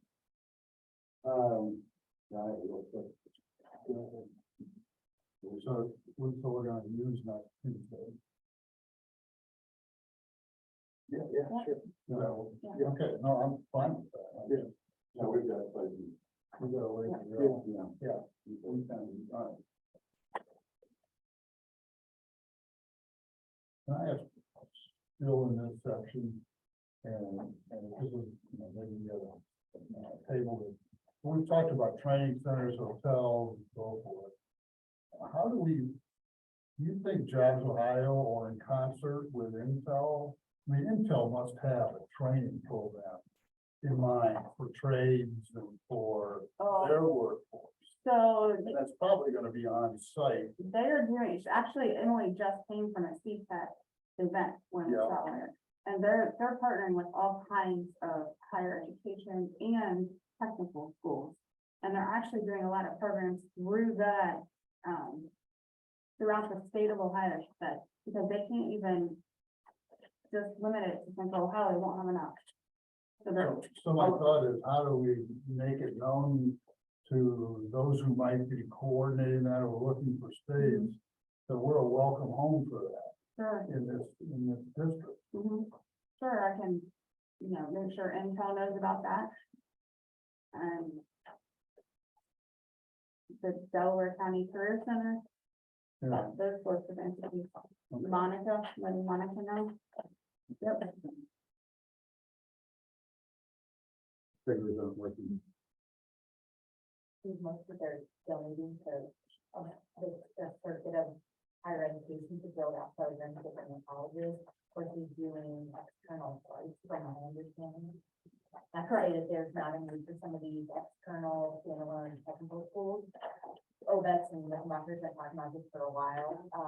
They'd love to have that. There's just, it's a whole different animal from my experience of that trying to figure out who operates funds it versus tagging into like Ohio State and building out programming with But it's it. really hard to get Ohio State and other educational institutions to pull out. Well, they have They gave OU, them a bunch of money. Yep. They just gave them a bunch of money. they have OU, they have Miami doing it, both of them. That's the problem. Yeah. So OU, and OU Lancaster has a program that they've done, and I actually, have a friend that posted on Facebook. Her son had a full ride to Capital University going in the fall and gave it up and is going into the new MTEL program at OUL 2 years out and almost guaranteed a job. Oh, absolutely. Yeah, it's making a hell of a lot more money. Yeah. Yeah.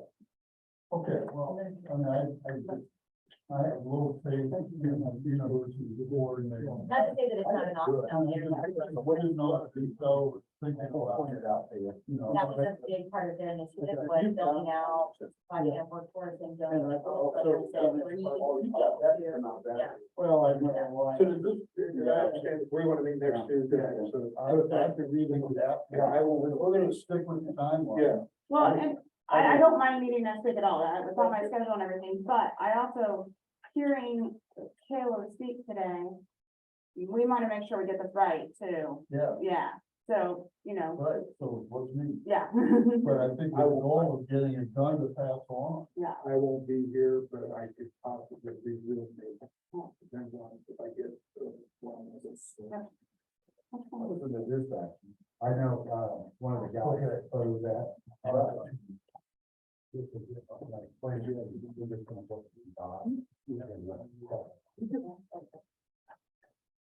You're up. I'm trying to get this out, man. Jim, come on, I'm ready. Now, I'll go ahead and go, just give it some time. So, on infrastructure on watershed, Ed's done some great follow-up with Delaware County, so we're expecting some of the, information that was promised to us, back late May. We're hoping to see that by the end of the week, and that'll give us some indication how to move forward on stormwater management. Transportation, I think we all saw what Molly put out, and, I saw an ABC News where the administrator in Sunbury was talking about Sunbury Parkway, so there's clearly lots of things going on, maybe behind the scenes. Ron Maddox, recently retired, so I'll be working with him to see how we're going to have meetings with transportation districts and things like that to make sure we're in the lead. And then, I think that we just heard before the meeting, the governor put out his $90 million investment for transportation, which there's a couple of roundabouts coming up and some things like that. The other piece I had was ADP and their project. Tom had some thoughts on that he and I discussed. Tom, you want to hit that, let the committee know what we're proposing? So we're looking at trying to develop a strategy, township trustees, sent a letter and a meeting with them, all I think was there. A lot of nothing, no commitments, no, they're barely listening. So they don't have to listen to us and they're not. Who they do have to listen to is the Ohio Power Siting Board. And so the core of the strategy would be what leverage do we have with the Power Siting Board? Do they have staff we can talk to? Apparently, You gotta talk to the board members directly, and you have a list of, you have a list we can talk. Aviator has been involved with other negotiations with the Power Science Board on our hybrid solar farms, and wealth of information that who we talked to, who used, what happened. Some of it's successful, some of it's not. So, all I would suggest is that, a couple of us maybe get involved in trying to figure out how to manage that relationship with the Power Science Board, how to get our point made, not trying to stop development, we're just trying to keep it from running roughshod over the township and destroying all of these districts that we're trying to put in place. So we wanna make sure if it's okay if Tom and I kind of run with that and see if we can apply a little pressure. What we don't want is, nice land that's set up for development, getting bifurcated by where they wanna put in power poles and things like that. It would be an unintended consequence. And I'm not sure AEP really cares, but maybe if we can get some information to the Power Siting Board, they will listen because, it is about development and doing it the right way. So any objection to Tom and I trying to run with that?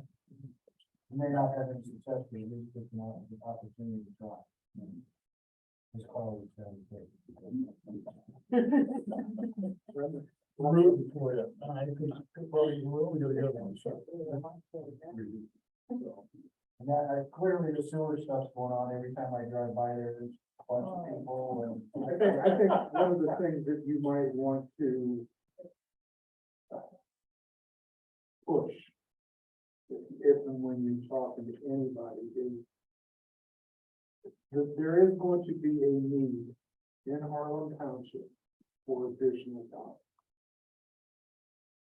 It's obvious, just with what we were talking about tonight. This current line, 345K, will only handle 2 sections. Those substations are one north and one south. That line has no intention whatsoever of servicing anything. My unfortunate knowledge is in dealing with those people. I'd like to know if there's going to be another one.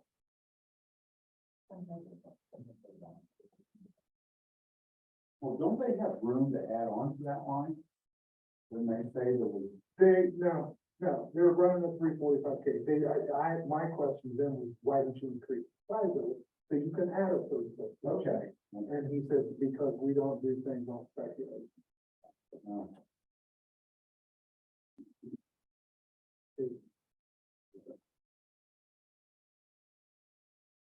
Being married 45 years has been a hell of a lot easier than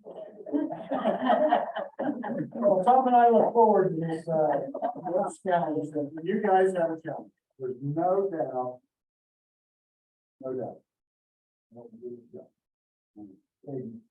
All right, guys, this is, stuff you've heard about. I just put this together on the fly. People are emailing me. The map did not come out. Our other Tom took it out of dispatch and for some reason.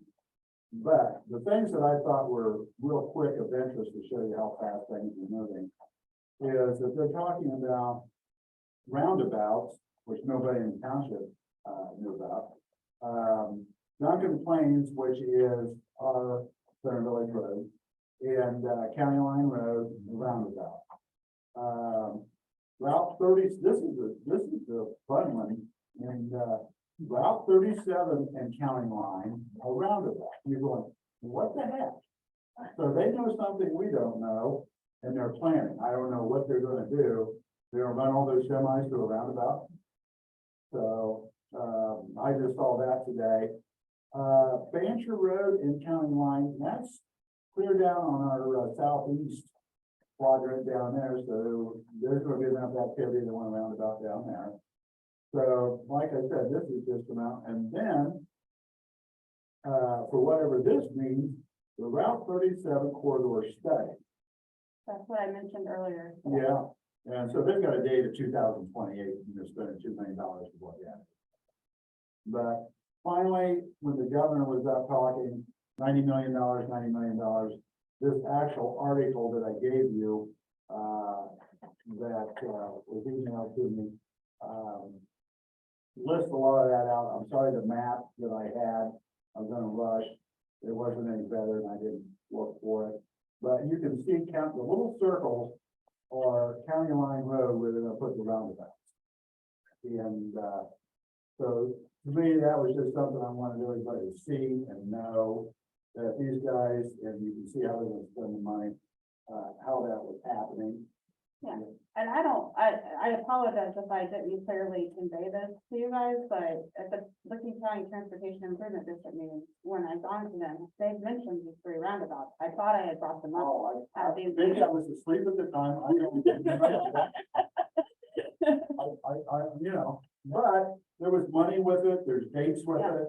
And, so it's just a more informational thing on that, there's no action we need taken on that. The other thing, that, we've been working on, we're getting a lot of conversation, with developers, inquiries, doing a lot of research. And, by the way, everything's positive for Harlan Township. I mean, everybody thinks nicely of what we're doing, that we're doing a good job, we're ahead of the curve on all the other townships. And, we just got a lot of room that we, ahead of us that we have to do. And I don't know, I was trying to think today, what do we do? We have now zoned with an overlay of, what, 6,000-7,000 acres. I mean, that's a huge undertaking. And we got more to go. And, then we gotta go back and do fillings. But anyway, I don't wanna keep you, that was just, I wanted, for information purposes, at least we have numbers and dates as to what they're spending and where they're going. Yeah, I don't understand about 37. Right, it's a fast moving road, Yeah. and then all of a sudden you're gonna do a roundabout? I actually, unless that intersection is actually gonna be bypassed. It could be, but they have roundabouts where trucks go. Yeah, It's not a deterrent. Yeah. Constructed, but they take a lot of things. They do. High-speed thing. Right. There you go. There you go. I've never been to Daytona. Okay, that's all I had. Thank you, guys. Real fast. Jim kind of hit on it. I mean, Harlan Township is getting a lot of work. I learned real fast that Harlan Township and what this committee's done, even Delaware County doesn't know what we know. It's kind of mind-boggling. So kudos, guys. Everybody's doing a wonderful job. I appreciate it. That being said, I'd entertain a motion to go home. And I so moved, I can't afford to think that. All right. See, I won't be here next Tuesday, but I'll try to look in.